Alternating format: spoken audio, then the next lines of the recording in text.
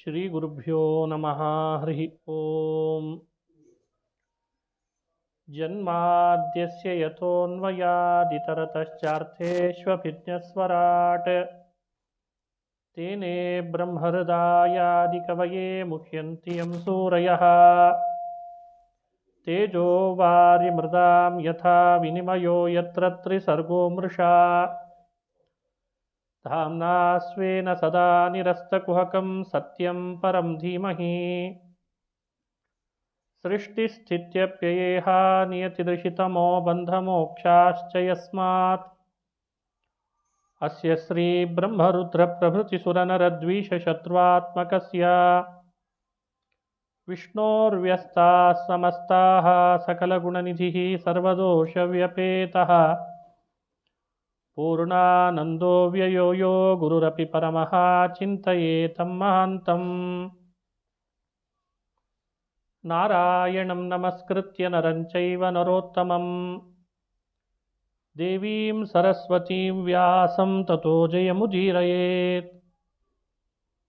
ಅಭ್ರಮಂ ಭಂಗರಹಿತಂ ಅಜಡಂ ವಿಮಲಂ ಸದಾ ಆನಂದತೀರ್ಥಮತುಳಂ ಭಜೆ ತಾಪತ್ರಯಾಪಹಂ.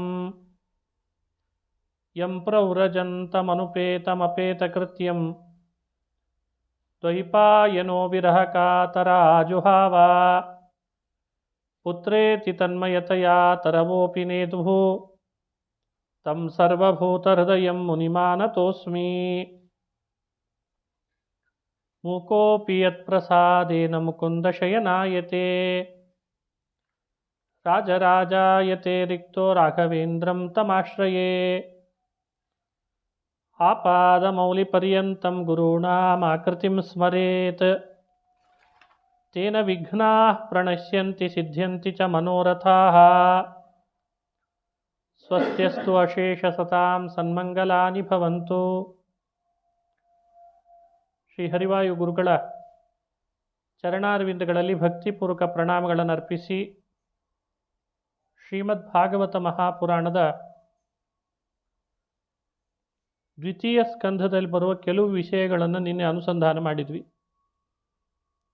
ತೃತೀಯ ಸ್ಕಂಧದಲ್ಲಿ ವಿದುರ ಮೈತ್ರೇಯರ ಸಂವಾದದ ಮೂಲಕ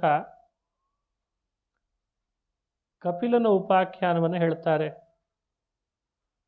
ಕಪಿಲ ಕರ್ದಮ ಹಾಗೂ ದೇವಹೂತಿ ದಂಪತಿಗಳಲ್ಲಿ ಅವತಾರ ಮಾಡಿದ. ತಾಯಿ ದೇವಹೂತಿ ಕಪಿಲನಿಂದ ಉಪದೇಶ ಪಡಿತಾಳೆ.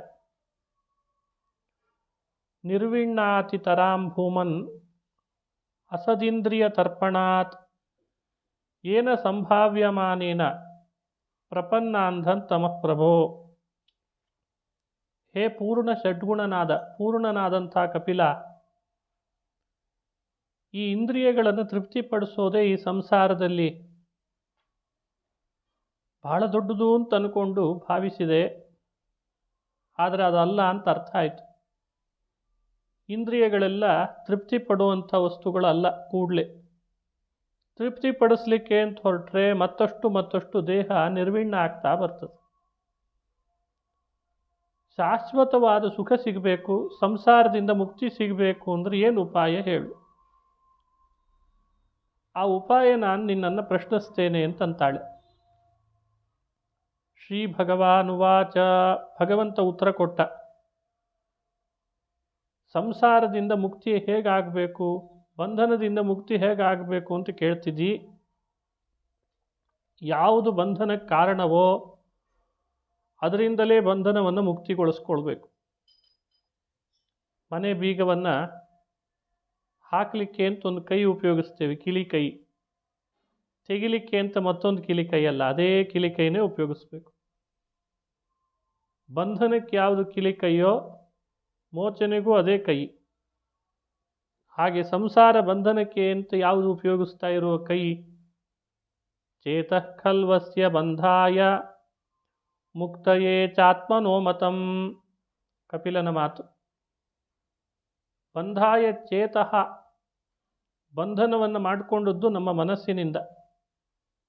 ಬಂಧನ ಕಾರಣ ಮನಸ್ಸು. ಹಾಗಾದರೆ ಮುಕ್ತಿಗೆ ಕಾರಣ ಯಾವುದಾಗಬೇಕು? ಅದೇ ಮನಸ್ಸೇ ಕಾರಣ ಅಂತಾನೆ.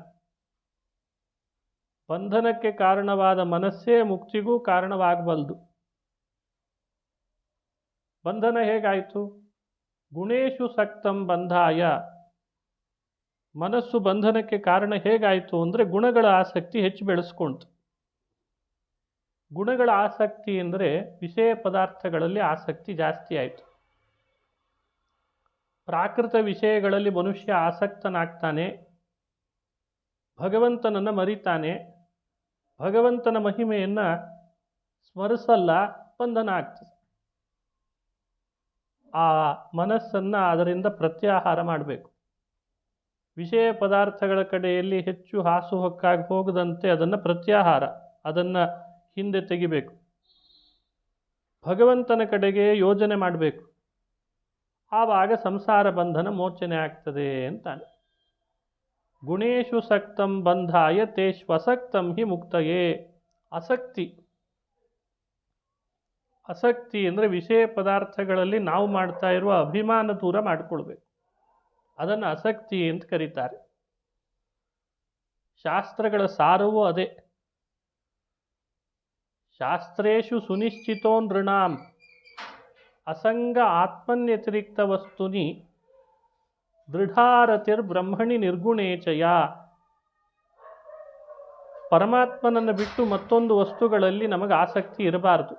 ಅಸಂಗ ಇರಬೇಕು, ಅಭಿಮಾನ ಬಿಟ್ಟಿರಬೇಕು. ಉಪಯೋಗಿಸಬಾರ್ದು ಅಂತ ಹೇಳಲಿಲ್ಲ. ಮನೆ ಬೇಕು, ಮಕ್ಕಳು ಬೇಕು, ಒಂದೊಳ್ಳೆ ಕೆಲಸ ಬೇಕು, ಹಣ ಬೇಕು, ಜೀವನ ನಡೆಸಬೇಕು. ಆದರೂ ಕೂಡ ಆಸಕ್ತಿ ಅಸಂಗದಿಂದ ಇರಬೇಕು.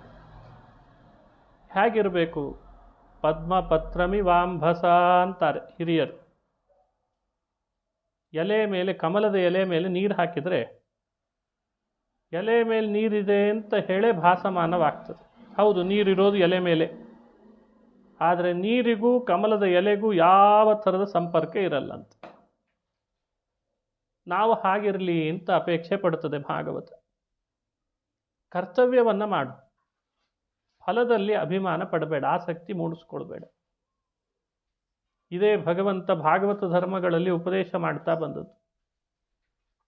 ಎಲ್ಲರೊಳಗಿದ್ದು ಯಾವುದರ ಸಂಪರ್ಕವೂ ನಿನಗಾಗದಂತೆ ನೋಡ್ಕೊ.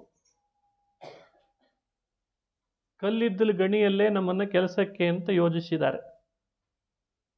ಕೈಗೆ ಇದ್ಲು ಕಪ್ಪಂಟ್ತದೆ, ಕಾಲಿಗೆ ಇದ್ಲು ಕಪ್ಪಂಟ್ತದೆ, ಮುಖಕ್ಕೆಲ್ಲ ಕಪ್ಪಂಟ್ತದೆ ಅಂತ ಗಣಿಯಲ್ಲಿ ಕೆಲಸ ಮಾಡಲ್ಲ ಅಂದರೆ ಸಂಬಳ ಕೊಡಲ್ಲ.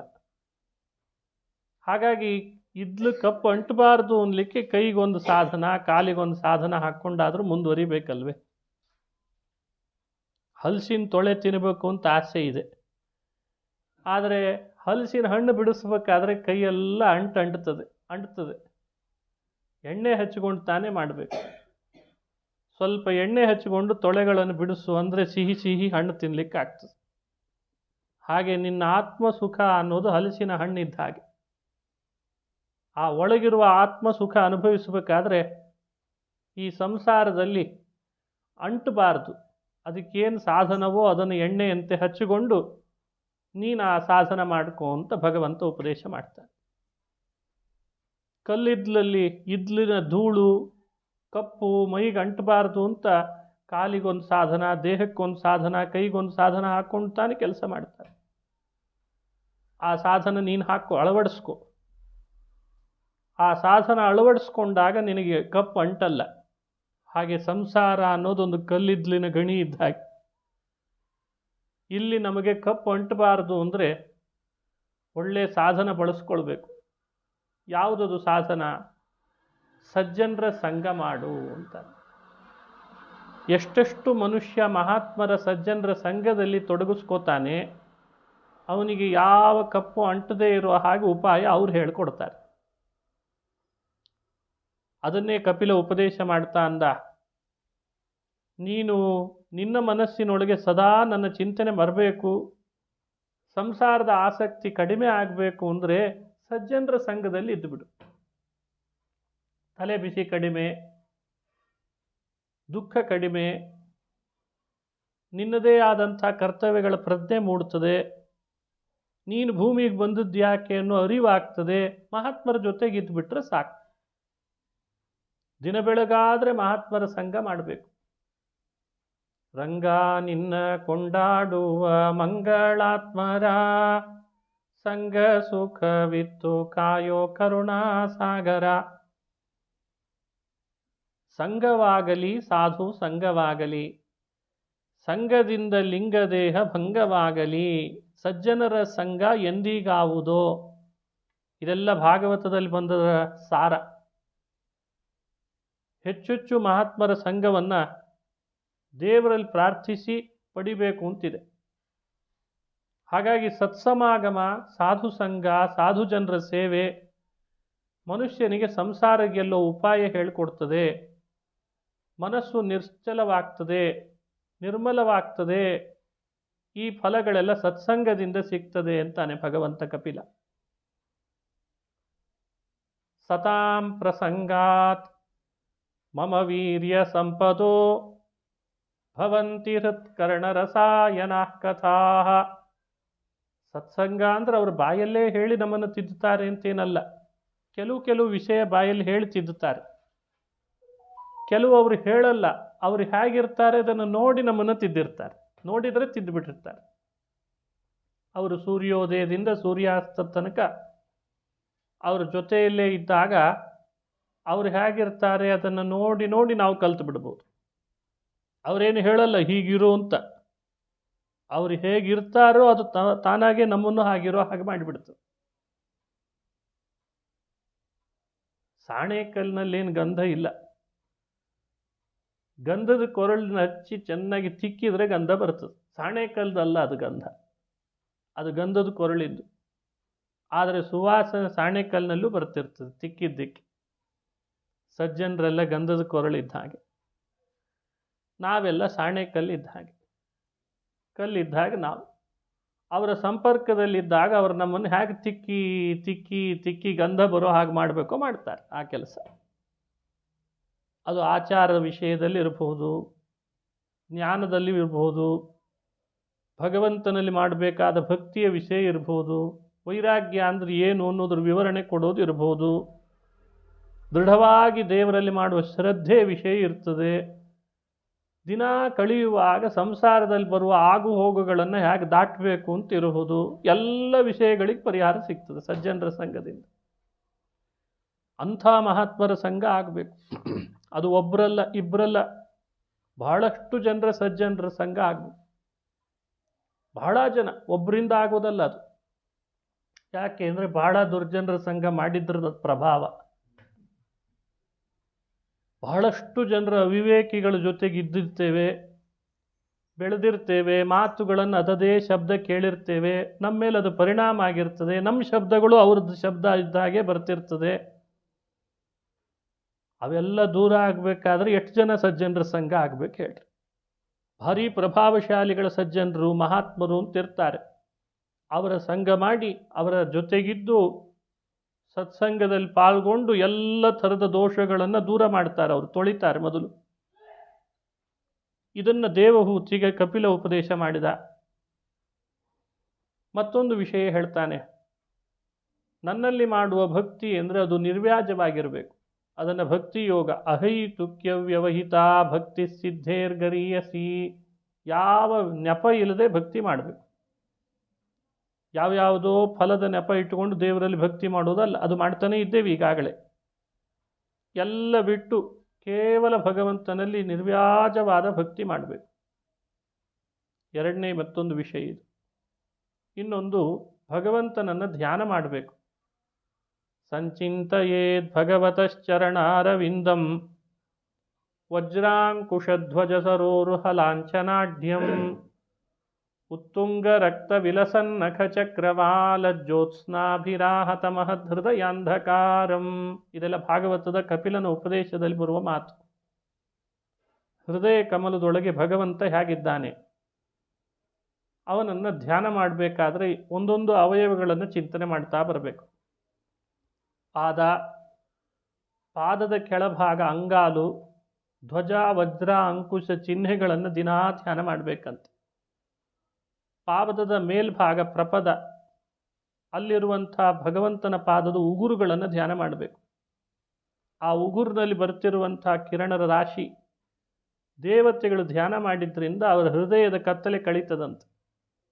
ಅಂಥ ಉಗುರುಗಳು ಅಂತ ಧ್ಯಾನ ಮಾಡಬೇಕು. ನಖ, ಪ್ರಪದದ ಬಲಭಾಗ ಎಡಭಾಗಗಳಲ್ಲಿರುವ ಗುಲ್ಫಗಳ ಚಿಂತನೆ ಮಾಡಬೇಕು. ಪಾದ ಚಿಂತಿಸುವಾಗಲೇ ಪಾದದ ಮಹಿಮೆಗಳೆಲ್ಲ ನೆನಪಿಗೆ ಬರಬೇಕು. ಗಂಗೆಯನ್ನು ಭೂಮಿಗೆ ಕೊಟ್ಟಂಥ ಪಾದ ವಿಷ್ಣುಪದಿ ಅಂತ, ಅದಕ್ಕೆ ಆಕಾಶದ ಮಾರ್ಗವಾಗಿ ಬಂದ ಗಂಗೆಗೆ ನಾಮ ಬಂತು. ವಿಷ್ಣುವಿನ ಪಾದದಿಂದ ಬಂದ್ಲು ಗಂಗೆನೇ 3 ಲೋಕದ ಪಾಪ ಕಳೀತಿದ್ದಾಳಂತೆ. ಇನ್ನು ಭಗವಂತನ ಪಾದ ಹೇಗಿರಬೇಡ? ಆ ಪಾದ ತಾನೇ ಅಹಲ್ಯೆಯನ್ನು ಶಾಪ ಮುಕ್ತಿಗೊಳಿಸಿದ ಪಾದ, ಭರತನನ್ನು ಅನುಗ್ರಹಿಸಿದಂಥ ಪಾದ. ಎಂಥ ಪಾವನ ಪಾದವೋ!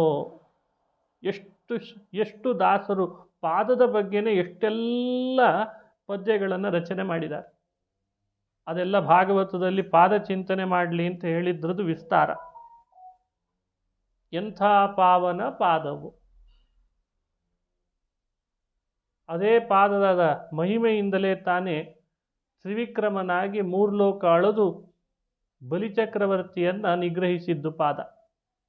ಕಾಳಿಂಗನನ್ನು ಹೆಡೆ ಮೇಲೆ ನರ್ತನ ಮಾಡಿ ಅವನ ಮದ ಪರಿಹರಿಸಿದಂಥ ಪಾದ. ಹೀಗೆ ಪಾದ ದಿನಾ ಚಿಂತನೆ ಆಗಬೇಕು ನಮ್ಮಿಂದ. ಆ ಪಾದ ಚಿಂತನೆ ಆದಮೇಲೆ ಭಗವಂತನ ಮೊಣಕಾಲುಗಳು, ಪಾದದ ಮೇಲ್ಭಾಗ ಅದು ಹೇಗಿದೆ? ಒಂದು ದಿನವೂ ಬೇಸರ ಪಡದೆ ಜಗತ್ತಿನ ಜನನಿ ಲಕ್ಷ್ಮಿ ಆ ಮೊಣಕಾಲುಗಳನ್ನು ಕೈಯಿಂದ ಸೇವೆ ಮಾಡ್ತಾಳೆ ಅಂತ ಚಿಂತನೆ ಮಾಡಬೇಕು. ಜಾನುದ್ವಯಂ ಜಲಜಲೋಚನಯಾ ಜನನ್ಯ, ಜಲಜಲೋಚನಯಾ ಜನನ್ಯ, ಅರಳಿದ ಕಣ್ಣುಗಳಿಂದ ಬೇಸರ ಪಡದೆ ನನ್ನ ಪತಿಯ ಪಾದ ಅಂತ, ನನ್ನ ಪತಿಯ ಮೊಣಕಾಲು ಅಂತ ದಿನಾ ಒತ್ತುತ್ತಾಳಂತೆ. ಈಗಲೂ ಒತ್ತುತ್ತಿದ್ದಾಳೆ. ದಿನ ಅಂದ್ರೆ ಏನದು? ಒತ್ತುತ್ತಾನೇ ಇದ್ದಾಳಂತೆ. ಅಂಥ ಮೊಣಕಾಲುಗಳು ಅಂತ ಧ್ಯಾನ ಮಾಡಬೇಕು. ಭಗವಂತನ ತೊಡೆ, ಸತ್ವಯುತವಾದ ತೊಡೆಗಳ ಧ್ಯಾನ ಆಗಬೇಕು. ಲೋಕದಲ್ಲಿ ಎಷ್ಟು ಬಲಶಾಲಿ ಪ್ರಾಣಿಗಳಿದ್ದಾವೋ ಆ ಎಲ್ಲ ಬಲಶಾಲಿ ಪ್ರಾಣಿಗಳಲ್ಲಿರುವ ಬಲ ಅನಂತ ಕೋಟಿ ಪಟ್ಟು ಭಗವಂತನ ತೊಡೆಗಳಲ್ಲಿದೆ ಅಂತೆ ಬಲ. ಅಂಥ ಭಗವಂತನ ತೊಡೆಗಳು ಅಂತ ಧ್ಯಾನ ಮಾಡಬೇಕಂತ. ದೇವರು ಹುಟ್ಟಂಥ ಪೀತಾಂಬರ ಅದು ಒಂದೇ ಥರ ಭಗವಂತ ಹುಟ್ಟಿಲ್ಲ. ನೀರಿಗೆ ಬರೋ ಹಾಗೆ ಹುಟ್ಟಿದಾನಂತೆ ಭಗವಂತ. ಆ ಪೀತಾಂಬರ ಧ್ಯಾನ ಮಾಡಬೇಕು. ಹಾಗೆ ನಿತಂಬ, ತೆಳುವಾದ ಉದರ, 14 ಲೋಕವನ್ನೇ ಹೊತ್ತ ಭಗವಂತನ ಉದರದ ಧ್ಯಾನ ಮಾಡಬೇಕು. ಅದಕ್ಕೆ ಅವನಿಗೆ ಜಗದುದರ ಅಂತ ನಾಮ ಬಂತು. ಆ ಉದರದ ಮಧ್ಯದಲ್ಲಿರುವಂತಹ ನಾಭಿ, ಆ ನಾಭಿಯದೊಂದು ಮಡುವಿದ್ದಾಗಿದೆ. ಆ ಮಡುವಿನಿಂದ ಹೊರಬಂದಂತಹ 14 ದಳದ ಕಮಲದೊಳಗಿರುವ ಚತುರ್ಮುಖ, 4 ಮುಖದಿಂದ 4 ವೇದ ಹೇಳಿ ಸ್ತೋತ್ರ ಮಾಡ್ತಾ ಇದ್ದಾನಂತೆ ಇವತ್ತಿಗೂ. ನಾಭಿಯ ಮೇಲ್ಭಾಗದಲ್ಲಿ ಮತ್ತೆ 3 ರೇಖೆಗಳಿದ್ದಾವೆ. ಆ 3 ರೇಖೆಗಳನ್ನು ಚಿಂತನೆ ಮಾಡಬೇಕು. 3 ರೇಖೆಗಳ ಮೇಲ್ಭಾಗದಲ್ಲಿ ವಕ್ಷಸ್ಥಳ, ಅಲ್ಲಿ ಶ್ರೀವತ್ಸ ಅಂತ ಅದರ ಹೆಸರು ಚಿಹ್ನೆಗೆ. ಆ ಶ್ರೀವತ್ಸ ಚಿಹ್ನೆ ಒಳಗೆ ಶ್ರೀದೇವಿ ಇದ್ದಾಳೆ, ಲಕ್ಷ್ಮಿ. ಅವಳ ಕೃಪಾದೃಷ್ಟಿ ನಮ್ಮ ಮೇಲೆ ಯಾವಾಗಲೂ ಹರಿಸ್ತಾಳೆ ಅಂತ ಧ್ಯಾನ ಮಾಡಬೇಕು. ವಿಶಾಲವಾದ ಭಗವಂತನ ಎದೆ, ಆ ಎದೆ ಭಾಗದ ತುಂಬ ನವರತ್ನ ಖಚಿತವಾದ ಹಾರಗಳನ್ನು ಭಗವಂತ ಧರಿಸಿದಾನಂತೆ. ಎಂಥೆಂಥ ಅದ್ಭುತ ಅಮೂಲ್ಯ ರತ್ನ ಖಚಿತವಾದ ಹಾರಗಳು, ಅದನ್ನು ಧ್ಯಾನ ಮಾಡಬೇಕು. ಪದಕಗಳು, ಹಾರ. ಮೇಲ್ಭಾಗ ಕುತ್ತಿಗೆ, ಆ ಕುತ್ತಿಗೆಯ ಕೆಳಭಾಗದಲ್ಲಿ 12 ಸೂರ್ಯರಷ್ಟು ಬೆಳಗುವಂಥ ಕೌಸ್ತುಭ ಅನ್ನೋ ಮಣಿ ಇದೆ. ಆ ಮಣಿಯನ್ನು ಆಭರಣವಾಗಿ ಧರಿಸಿದಾನೆ. ಅದು ಎಲ್ಲೆಡೆಯಲ್ಲಿ ದಿಕ್ಕು ಬೆಳಗುತ್ತಾ ಇದೆ ಅಂತ ಕೌಸ್ತುಭ ಮಣಿಯನ್ನು ಚಿಂತನೆ ಮಾಡಬೇಕು. ಅಪಮೃತ್ಯು ಪರಿಹಾರ ಆಗ್ತದೆ. ಹಾಗೆ ಭಗವಂತನ ಹೆಗಲುಗಳು, ದಷ್ಟಪುಷ್ಟವಾದ ಹೆಗಲು, ವಿಶಾಲವಾದ ಎದೆ, ಮಧ್ಯದಲ್ಲಿ ಶ್ರೀವತ್ಸ ಅನ್ನೋ ಚಿಹ್ನೆಯಲ್ಲಿ ಲಕ್ಷ್ಮೀದೇವಿ, ಕೌಸ್ತುಭಮಣಿ ಇದೆಲ್ಲ ಕಣ್ಣು ಮುಂದೆ ಬರಬೇಕು. ಹಾವಿನಂತೆ ದುಂಡು ದುಂಡಾದಂಥ ಭಗವಂತನ ಭುಜಗಳು 4 ಇದ್ದಾವೆ. ಆ 4 ಭುಜಗಳಲ್ಲಿ ಹಿಂಭಾಗದ ಭುಜ 2 ಆಯುಧಗಳನ್ನು ಧರಿಸಿದೆ, ಶಂಖ ಮತ್ತು ಚಕ್ರ. ಅವುಗಳನ್ನು ಧ್ಯಾನ ಮಾಡಬೇಕು. ಕೈಗಳಿಗೆ ಹಾಕ್ಕೊಂಡಂಥ ಕಡಗಗಳು ಬಂಗಾರದ ಕಡಗ, ಬೆರಳುಗಳಿಗೆ ಧರಿಸಿದಂಥ ಉಂಗುರಗಳನ್ನು ಧ್ಯಾನ ಮಾಡಬೇಕು. ಭಗವಂತನ ಅಂಗೈ ಅಂದರೆ ಸೂರ್ಯನ ಪ್ರಕಾಶವನ್ನು ಮೀರಿಸುವಷ್ಟು ಬೆಳಕಿದೆ ಅಂತೆ, ಅಂಥ ಅಂಗೈಗಳನ್ನು ಧ್ಯಾನ ಮಾಡಬೇಕು. ಶಂಖ ಚಿಂತನೆ ಮಾಡಿದರೆ ಪವಿತ್ರರಾಗ್ತೇವೆ. ದಿನಾ ಶಂಖ ಧ್ಯಾನ ಆಗಬೇಕು. ಚಕ್ರ ಚಿಂತಿಸಿದರೆ ಚಕ್ರ ಕತ್ತರಿಸೋ ಕೆಲಸ ಮಾಡ್ತದೆ, ಅಜ್ಞಾನದ ಕತ್ತಲೆಯನ್ನು ಕತ್ತರಿಸ್ತದೆ. ಆದ್ದರಿಂದ ಚಕ್ರ ಚಿಂತನೆ ಮಾಡಬೇಕು. ಇನ್ನೊಂದು ಕೈಯಲ್ಲಿ ಭಗವಂತ ಗದೆ ಧರಿಸಿದ್ದಾನೆ. ಕೌಮೋದಕೀಂ ಭಗವತೋದಯಿತಾಂ ಸ್ಮರೇತ ದಿಗ್ಧಾಮರಾತಿ ಭಟಶೋಣಿತ ಕರ್ದಮೇನ. ಇದು ಭಗವಂತನ ಕೈಯಲ್ಲಿರುವ ಗದೆ. ಗದೆ ಏನು ಮಾಡಿದೆ? ಎಷ್ಟೋ ರಾಕ್ಷಸರನ್ನು, ತನ್ನ ಭಕ್ತರಿಗೆ ಆತಂಕ ಉಂಟು ಮಾಡ್ತಿದ್ದ ರಾಕ್ಷಸರನ್ನೆಲ್ಲ ಆ ಗದೆಯ ಪ್ರಹಾರದಿಂದ ಕೊಂದಿದಾನಂತೆ.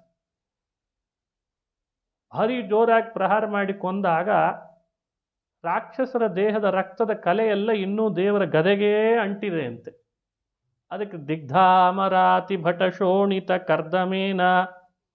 ಅದು ಗದೆ ಬಂಗಾರದ್ದಾದರೂ ಕೆಂಪಾಗಿದೆ. ಯಾಕೆ ಅಂದರೆ ಅಮರಾತಿ ಭಟಶೋಣಿತ ಕರ್ದಮೇನ. ಅಮರಾತಿ, ಅಮರ ಶತ್ರುಗಳು ಅಂದರೆ ರಾಕ್ಷಸರು, ಅವರ ಜೊತೆ ಯುದ್ಧ ಮಾಡಿ ಮಾಡಿ ಗದೆಯಿಂದ ಶೋಣಿತ ಕರ್ದಮೇನ, ಆ ರಕ್ತದ ಕೆಸರು ಇನ್ನೂ ಅಂಟುಕೊಂಡಿದೆ. ಅಂಥ ಗದೆ ಕೌಮೋದಕಿ ಅಂತ ಧ್ಯಾನ ಮಾಡಬೇಕಂತ. ಮತ್ತೊಂದು ಕೈಯಲ್ಲಿ ಕಮಲ ಧರಿಸಿದ್ದಾನೆ, ಮೃದು ಮೃದುವಾದ ಕಮಲ. ಆ ಕಮಲ ಎಷ್ಟು ಮೃದುವಿದೆ, ಭಗವಂತ ಕೈಯಲ್ಲಿ ಧರಿಸಿದಾಗ ಆ ಕಮಲ ಚಿಂತನೆ ಮಾಡ್ತಾ ಇದ್ದರೆ ಭಕ್ತರ ಹೃದಯವನ್ನು ಅಷ್ಟೇ ಮೃದು ಮೃದುವಾಗಿ ಮಾಡ್ತಾನಂತೆ. ಗದಾ ಚಿಂತನೆ ಮಾಡಿದರೆ ಶತ್ರುಗಳನ್ನು ಪರಿಹಾರ ಮಾಡ್ತಾನೆ. ಶಂಖ ಚಿಂತನೆ ಮಾಡಿದರೆ ಪಾಂಚಜನ್ಯ ನಿಜಧ್ವಾನ ಅಂತ ಪಾಂಚಜನ್ಯ ಧ್ಯಾನ ಮಾಡಿದರೆ ಎಲ್ಲ ರೀತಿಯಿಂದ ಪವಿತ್ರ ಮಾಡ್ತಾನೆ. ಚಕ್ರ ಚಿಂತನೆ ಮಾಡಿದರೆ ಕತ್ತಲೆ ಕಳೀತಾನೆ, ಅಜ್ಞಾನದ ಕತ್ತಲೆ. ಗದಾ ಚಿಂತನೆ ಮಾಡಿದರೆ ಶತ್ರುಗಳ ನಾಶ ಮಾಡ್ತಾನೆ. ಹೀಗೆ 4 ಭುಜ, 4 ಕೈಗಳು, 4 ಕೈಗಳಲ್ಲಿ ಧರಿಸಿದ ಕಡಗ, ಬಂಗಾರದ ಕಡಗ, ಬೆರಳಿಗೆ ಧರಿಸಿದಂಥ ಉಂಗುರಗಳು, ಅಂಗೈಯಲ್ಲಿ ಬರ್ತಾ ಇರುವ ಸೂರ್ಯನಂಥ ಪ್ರಕಾಶ ಹಾಗೂ ಆಯುಧಗಳು, ಇಷ್ಟನ್ನು ದಿನಾ ಧ್ಯಾನ ಮಾಡಲಿ ಅಂತ ಕಪಿಲ ಹೇಳ್ಕೊಡ್ತಾನೆ. ಇನ್ನು ಮುಖ, ದೇವರ ಮುಖ ಹೇಗಿದೆ? ಭಗವಂತನ ಮುಖ ಅನಂತ ಚಂದ್ರರ ಲಾವಣ್ಯವನ್ನು ತಿರಸ್ಕರಿಸ್ತದಂತೆ, ಅಷ್ಟು ಸುಂದರವಾದ ಮುಖ. ವದನಾರವಿಂದಂ ಅಂತಾರೆ. ಅನಂತ ಚಂದ್ರರ ಲಾವಣ್ಯವನ್ನು ಧಿಕ್ಕರಿಸುವ ಮುಖಾರವಿಂದವನ್ನು ಧ್ಯಾನ ಮಾಡಬೇಕು ದಿನನಿತ್ಯ ಬೆಳಗ್ಗೆ. ಅಂಥ ಮುಖದೊಳಗೆ ಹಾಲಿಗೆನ್ನೆ ಭಗವಂತನ ಕೆನ್ನೆಗಳು, ಪೌರುಷವನ್ನು ತೋರಿಸುವ ಭಗವಂತನ ಶ್ಮಶ್ರುಗಳು, ಮಂದಹಾಸ ಬೀರ್ತಾ ಇರುವಂತಹ ಭಗವಂತನ ಕೆಳತುಟಿ ಮೇಲ್ತುಟಿ, ದಾಳಿಂಬೆಯಂತೆ ಜೋಡಿಸಿ ಇಟ್ಟ ದಂತಪಂಕ್ತಿಗಳಂತೆ, ಸಂಪಿಗೆ ಅಂತಿರುವ ತೀಡಿದ ನಾಸಿಕ, ಬಿಲ್ಲಿನಂತೆ ಬಾಗಿದ ಹುಬ್ಬು, ಕೆನ್ನೆಯಿದೆಲೆಯಂತೆ ಅರಳಿದಂಥ ಕಣ್ಣು, ಇಷ್ಟನ್ನು ಧ್ಯಾನ ಮಾಡಬೇಕಂತ. ಆ ಕಣ್ಣಿನಲ್ಲಿ ಕೃಪಾರಸವನ್ನು ನನ್ನ ಮೇಲೆ ಹರಿಸ್ತಿದ್ದಾನೆ ಅಂತ ಕೃಪಾದೃಷ್ಟಿಯನ್ನು ಚಿಂತನೆ ಮಾಡಬೇಕು. ಶಮಯನ್ ಭವ ಸಂತಾಪಂ ರಮಯನ್ ಸಾಧು ಚಾತಕಾನ್ ಕೃಷ್ಣ ಮೇಘ ಕೃಪಾದೃಷ್ಟಿ ವೃಷ್ಟ್ಯಾ ಪುಷ್ಣಾತು ಮಾಮಪಿ ಅಂತಾರೆ ವ್ಯಾಸರಾಜರು. ಕೃಪಾದೃಷ್ಟಿ ವೃಷ್ಟ್ಯಾ ಪುಷ್ಣಾತು. ಹೇ ಕೃಷ್ಣ, ನೀನೊಂದು ಮೋಡದಂತಿದ್ದಿ, ನಿನ್ನ ಕೃಪಾದೃಷ್ಟಿನೇ ಮಳೆಯಂತೆ ನನ್ನ ಮೇಲೆ ಹರಿಸು ಅಂತ ಕೇಳ್ಕೊಳ್ತಾರೆ. ಪೂಜೆಯ ಪ್ರಾರಂಭದಲ್ಲಿ ಕೃಪಾದೃಷ್ಟಿ ಪ್ರಾರ್ಥನೆ ಮಾಡಬೇಕು. ಆಯತಾಭ್ಯಾಂ ವಿಶಾಲಾಭ್ಯಾಂ ಶೀತಲಾಭ್ಯಾಂ ಕೃಪಾನಿಧೇ ಕರುಣಾರಸಪೂರ್ಣಾಭ್ಯಾಂ ಲೋಚನಾಭ್ಯಾಂ ವಿಲೋಕಯ. ವಿಶಾಲವಾದ ವಿಸ್ತೃತವಾದಂಥ ಕರುಣಾರಸಪೂರಿತವಾದ ತಂಪಾದ ನಿನ್ನ ಕೃಪಾದೃಷ್ಟಿ ಕರುಣಾರಸವನ್ನು ನನ್ನ ಮೇಲೆ ಹರಿಸ್ತಾ ಇದ್ದೀ ಅಂತ ದೇವರನ್ನು ಧ್ಯಾನ ಮಾಡಬೇಕು. ಆ ಹುಬ್ಬಿಗೆ ತಕ್ಕ ಬಲಭಾಗ ಎಡಭಾಗಗಳ ಕಿವಿಗಳು, ಆ ಕಿವಿಗಳು ಚಕ್ಕುಲಿಯಂತೆ ದುಂಡಾಗಿದೆ ಅಂತೆ. ಕಿವಿಗಳ ಕೆಳಭಾಗದಲ್ಲಿ ಮೀನಿನ ಆಕಾರದ ಕುಂಡಲಗಳನ್ನು ಧರಿಸಿದಾನಂತೆ. ಅದಕ್ಕೆ ಮಕರ ಕುಂಡಲ ಅಂತ ಕರೀತಾರೆ ಭಗವಂತನಿಗೆ. ಮೀನಿನ ಆಕಾರದ ಕುಂಡಲಗಳಲ್ಲಿ ಎಷ್ಟೋ ರತ್ನಗಳನ್ನು ಪೋಣಿಸಿದ್ದಾರೆ, ಜೋಡಿಸಿದ್ದಾರೆ. ರತ್ನಖಚಿತವಾದ ಕುಂಡಲಗಳ ಕಾಂತಿ ದಿಕ್ಕುಗಳನ್ನು ಬೆಳಗುತ್ತಾ ಇದೆ ಅಂತ ಧ್ಯಾನ ಮಾಡಬೇಕಂತ. ಅಷ್ಟು ಕಾಂತಿ ಇದೆ ಅಂತ ಆ ಕುಂಡಲಗಳಲ್ಲಿ. ವಿಶಾಲವಾದ ಹಣೆಯಲ್ಲಿ ಭಗವಂತ ಕೆಂಪಾದ ಮಧ್ಯದಲ್ಲಿ ಒಂದು ತಿಲಕವನ್ನು ಇಟ್ಟಿದ್ದಾನಂತೆ. ತಿಲಕ ಹಾಕ್ಕೊಂಡಿದ್ದಾನೆ. ಆ ತಿಲಕ ಧ್ಯಾನ ಮಾಡಬೇಕು. ಗುಂಗುರು ದಟ್ಟವಾದ ನೀಳವಾದ ಕೂದಲುಗಳು. ಆ ಕೂದಲುಗಳೆಲ್ಲ ರಾಶಿ ರಾಶಿ ಇದ್ದಾವೆ ತಲೆ ಮೇಲೆ. ಅಪ್ರಾಕೃತನ ದೇಹದಲ್ಲಿ ತಲೆ ತುಂಬ ಕೂದಲುಗಳು. ಬಂಗಾರದ ಕಿರೀಟ. ಆ ಕೂದಲುಗಳನ್ನೆಲ್ಲ ಹಿಂಬದಿಗೆ ಮಾಡಿಕೊಂಡು ಕಿರೀಟ ಧರಿಸಿದ್ದಾನೆ ಅಂತ ಕಿರೀಟ ಧ್ಯಾನ ಮಾಡಬೇಕಂತೆ. ಆ ಕಿರೀಟದಲ್ಲಿ ವಜ್ರ, ಮುತ್ತು, ಹವಳ ಅವುಗಳನ್ನು ಖಚಿತಗೊಳಿಸಿದ್ದಾರೆ. ಅದರಿಂದ ಬರ್ತಿರುವ ಪ್ರಭೆ ಅದು ಕೂಡ ದಿಕ್ಕನ್ನು ಬೆಳಗುತ್ತಾ ಇದೆ. ಹೀಗೆ ಪಾದದಿಂದ ಆರಂಭ ಮಾಡಿ ಶಿರಃ ಪರ್ಯಂತರ ಹೇಗೆ ಧ್ಯಾನ ಮಾಡಬೇಕು ಅನ್ನೋ ಧ್ಯಾನ ಯೋಗವನ್ನು ಕಪಿಲ ತನ್ನಮ್ಮನಿಗೆ ಉಪದೇಶ ಮಾಡಿದ. ಇದು 3ನೇ ಸ್ಕಂಧದಲ್ಲಿ ಬರ್ತಾ ಇರುವ ಮತ್ತೊಂದು ಘಟ್ಟ. ಇದನ್ನು ಧ್ಯಾನ ಯೋಗ ಅಂತ ಕರೆದಿದ್ದಾರೆ. ಇದು ಕಪಿಲ ಗೀತೆಯಲ್ಲಿ ಬಂದದ್ದು. ಬೆಳಗ್ಗೆ ಯಾರು ಹೀಗೆ ನನ್ನನ್ನು ಧ್ಯಾನ ಮಾಡ್ತಾರೆ, ನಾನು ಅವರ ಕ್ಲೇಶಗಳನ್ನು ಕಳಿತೇನೆ, ಅವರ ದುಃಖವನ್ನು, ಅವರ ದುಗುಡವನ್ನು ಪರಿಹಾರ ಮಾಡ್ತೇನೆ ಅಂತ ಭಗವಂತ ಉಪದೇಶ ಮಾಡಿದ. 4ನೇ ಸ್ಕಂದ ಶ್ರೀಮದ್ ಭಾಗವತದಲ್ಲಿ ದಕ್ಷನ ಚರಿತ್ರೆಯನ್ನು ಉಪದೇಶ ಮಾಡ್ತಾರೆ. ದಕ್ಷಾಧ್ವರ ಧ್ವಂಸ ಅಂತ ಪ್ರಕರಣದ ಹೆಸರು. ದಕ್ಷ ತನ್ನ ಮಗಳನ್ನು ಸತೀದೇವಿಯನ್ನು ಶಿವನಿಗೆ ಕೊಟ್ಟು ಮದುವೆ ಮಾಡಿಸಿದ. ಶಿವ ಅಳಿಯನಾದ ದಕ್ಷನಿಗೆ ಕಾರಣಾಂತರದಿಂದ ದಕ್ಷನಿಗೆ ಶಿವನ ಮೇಲೇನೆ ದ್ವೇಷ ಹುಟ್ಟಿತು. ಶಿವ ನನಗೆ ಮರ್ಯಾದೆ ಕೊಡ್ತಿಲ್ಲ, ಗೌರವ ಕೊಡ್ತಿಲ್ಲ ಅಂತ ತನ್ನ ತಲೆ ಒಳಗೆ ತಂದುಕೊಂಡು ದ್ವೇಷ ಮಾಡಿದ. ತಾನೂ ತನ್ನ ಮನೆಯಲ್ಲಿ ಯಾಗ ಮಾಡಿ ಎಲ್ಲ ದೇವತೆಗಳನ್ನು ಕರೆಸಿರಬೇಕು, ಶಿವನನ್ನು ಮಾತ್ರ ಬರದಂತೆ ಮಾಡಬೇಕು ಅಂತ ಹೊರಟ. ಹಾಗೇ ಮಾಡಿದ. ಶಿವನನ್ನು ಕರೀಲಿಲ್ಲ, ಆಹ್ವಾನ ಕೊಡಲಿಲ್ಲ. ಸರಿ, ಶಿವ ಆಹ್ವಾನ ಬಂದಿಲ್ಲ ಅಂಥೇಳಿ ಹೋಗಲೂ ಇಲ್ಲ. ಸತೀದೇವಿ ಲೋಕ ವಿಡಂಬನೆ ಮಾಡ್ತಾಳೆ. ಏನೇ ಆಗಲಿ ನಾನಂತೂ ಹೋಗಲೇಬೇಕು, ತವ್ರ ಮನೆಯಲ್ಲಿ ದೊಡ್ಡ ಕಾರ್ಯಕ್ರಮ ಹೂಡಿದ್ದಾರೆ, ನಾನು ಹೋಗದೆ ಇದ್ದರೆ ಏನು ಸರಿ ಇರ್ತದೆ ಅಂತ ಅವಳು ಹೋದ್ಲಂತೆ. ಕಥೆ ಬಹಳ ಪ್ರಸಿದ್ಧವಾದ ಕಥೆ. ದಕ್ಷ ಮಾತೇ ಆಡಿಸ್ಲಿಲ್ಲ ಶಿವನ ಮೇಲಿರೋ ದ್ವೇಷದಿಂದ. ಆದರೆ ಸತಿ ಸುಮ್ಮನಿದ್ದಾಳೆ. ಆಹುತಿ ಹಾಕ್ತಾ ಇದ್ದಾನೆ ಯಜ್ಞದಲ್ಲಿ ದಕ್ಷ. ಹೇಳಿದ್ದಂತೆ ಋತ್ವಿಜರಿಗೆ ಶಿವನಿಗೆ ಕೊಡೋ ಆಹುತಿ ಯಾವುದು ಹಾಕುವ ಹಾಗಿಲ್ಲ ಅಂದ್ಬಿಟ್ಟ. ಅವನೂ ಒಬ್ಬ ದೇವತೆ, ದಕ್ಷನೂ ಒಬ್ಬ ದೇವತೆಯ ಗುಂಪಿನಲ್ಲಿ ಸೇರಿದಾತ. ಮೇಲಾಗಿ ಮಾವ. ಶಿವ ಯಾರು ಅಂತ, ಎಷ್ಟು ದೊಡ್ಡ ವ್ಯಕ್ತಿ ಅಂತ ದೇವತೆಗಳಿಗೆಲ್ಲ ಗೊತ್ತಿರ್ತದೆ. ಆದರೆ ದಕ್ಷನಿಗೆ ಆಹುತಿ ಹಾಕಿಸ್ಲಿಲ್ಲ. ಬಹುಕಾಲ ಸುಮ್ಮನಿದ್ದಂಥ ಸತೀದೇವಿ ಯಜ್ಞದಲ್ಲಿ ಮಾಡೋ ವಿಧಿವಿಧಾನಗಳಿಗೆ ಲೋಪ ಬರ್ತದೆ ಅಂತಾದಾಗ ಅವಳು ಯಜ್ಞ ಸದಸ್ಯಳಾದ್ದರಿಂದ ಯಜ್ಞ ಮಾಡ್ತಾ ಇದ್ದರೆ ಅದಕ್ಕೊಬ್ಬಳು ಸದಸ್ಯಳು ಬೇಕು. ಸದಸ್ಯಳಲ್ಲಿ ಅಧೀಶ್ವರಿ, ಸದಸ್ಯರಲ್ಲೇ ಅವಳು ಹೆಚ್ಚಿನವಳಂತ. ಯಜ್ಞ ಯಾರ ಮನೆಯಲ್ಲಿ ಮಾಡಿದರೂ ಕೂಡ ಸತೀದೇವಿ ಸದಸ್ಯಳಂತೆ, ಅವಳನ್ನು ಸ್ಮರಿಸದೆ ಮಾಡಲಿಕ್ಕಿಲ್ಲ.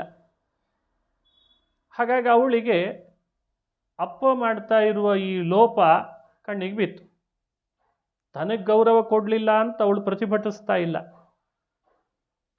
ವಿಧಿವಿಧಾನವನ್ನು ವ್ಯತ್ಯಾಸ ಮಾಡಿದ್ನಲ್ಲ ಅಂತ ಪ್ರತಿಭಟಿಸಿದ್ಲಂತ. ಇದು ನೀನು ಮಾಡ್ತಾ ಇರೋದು ತಪ್ಪು ಅಂತಂದು.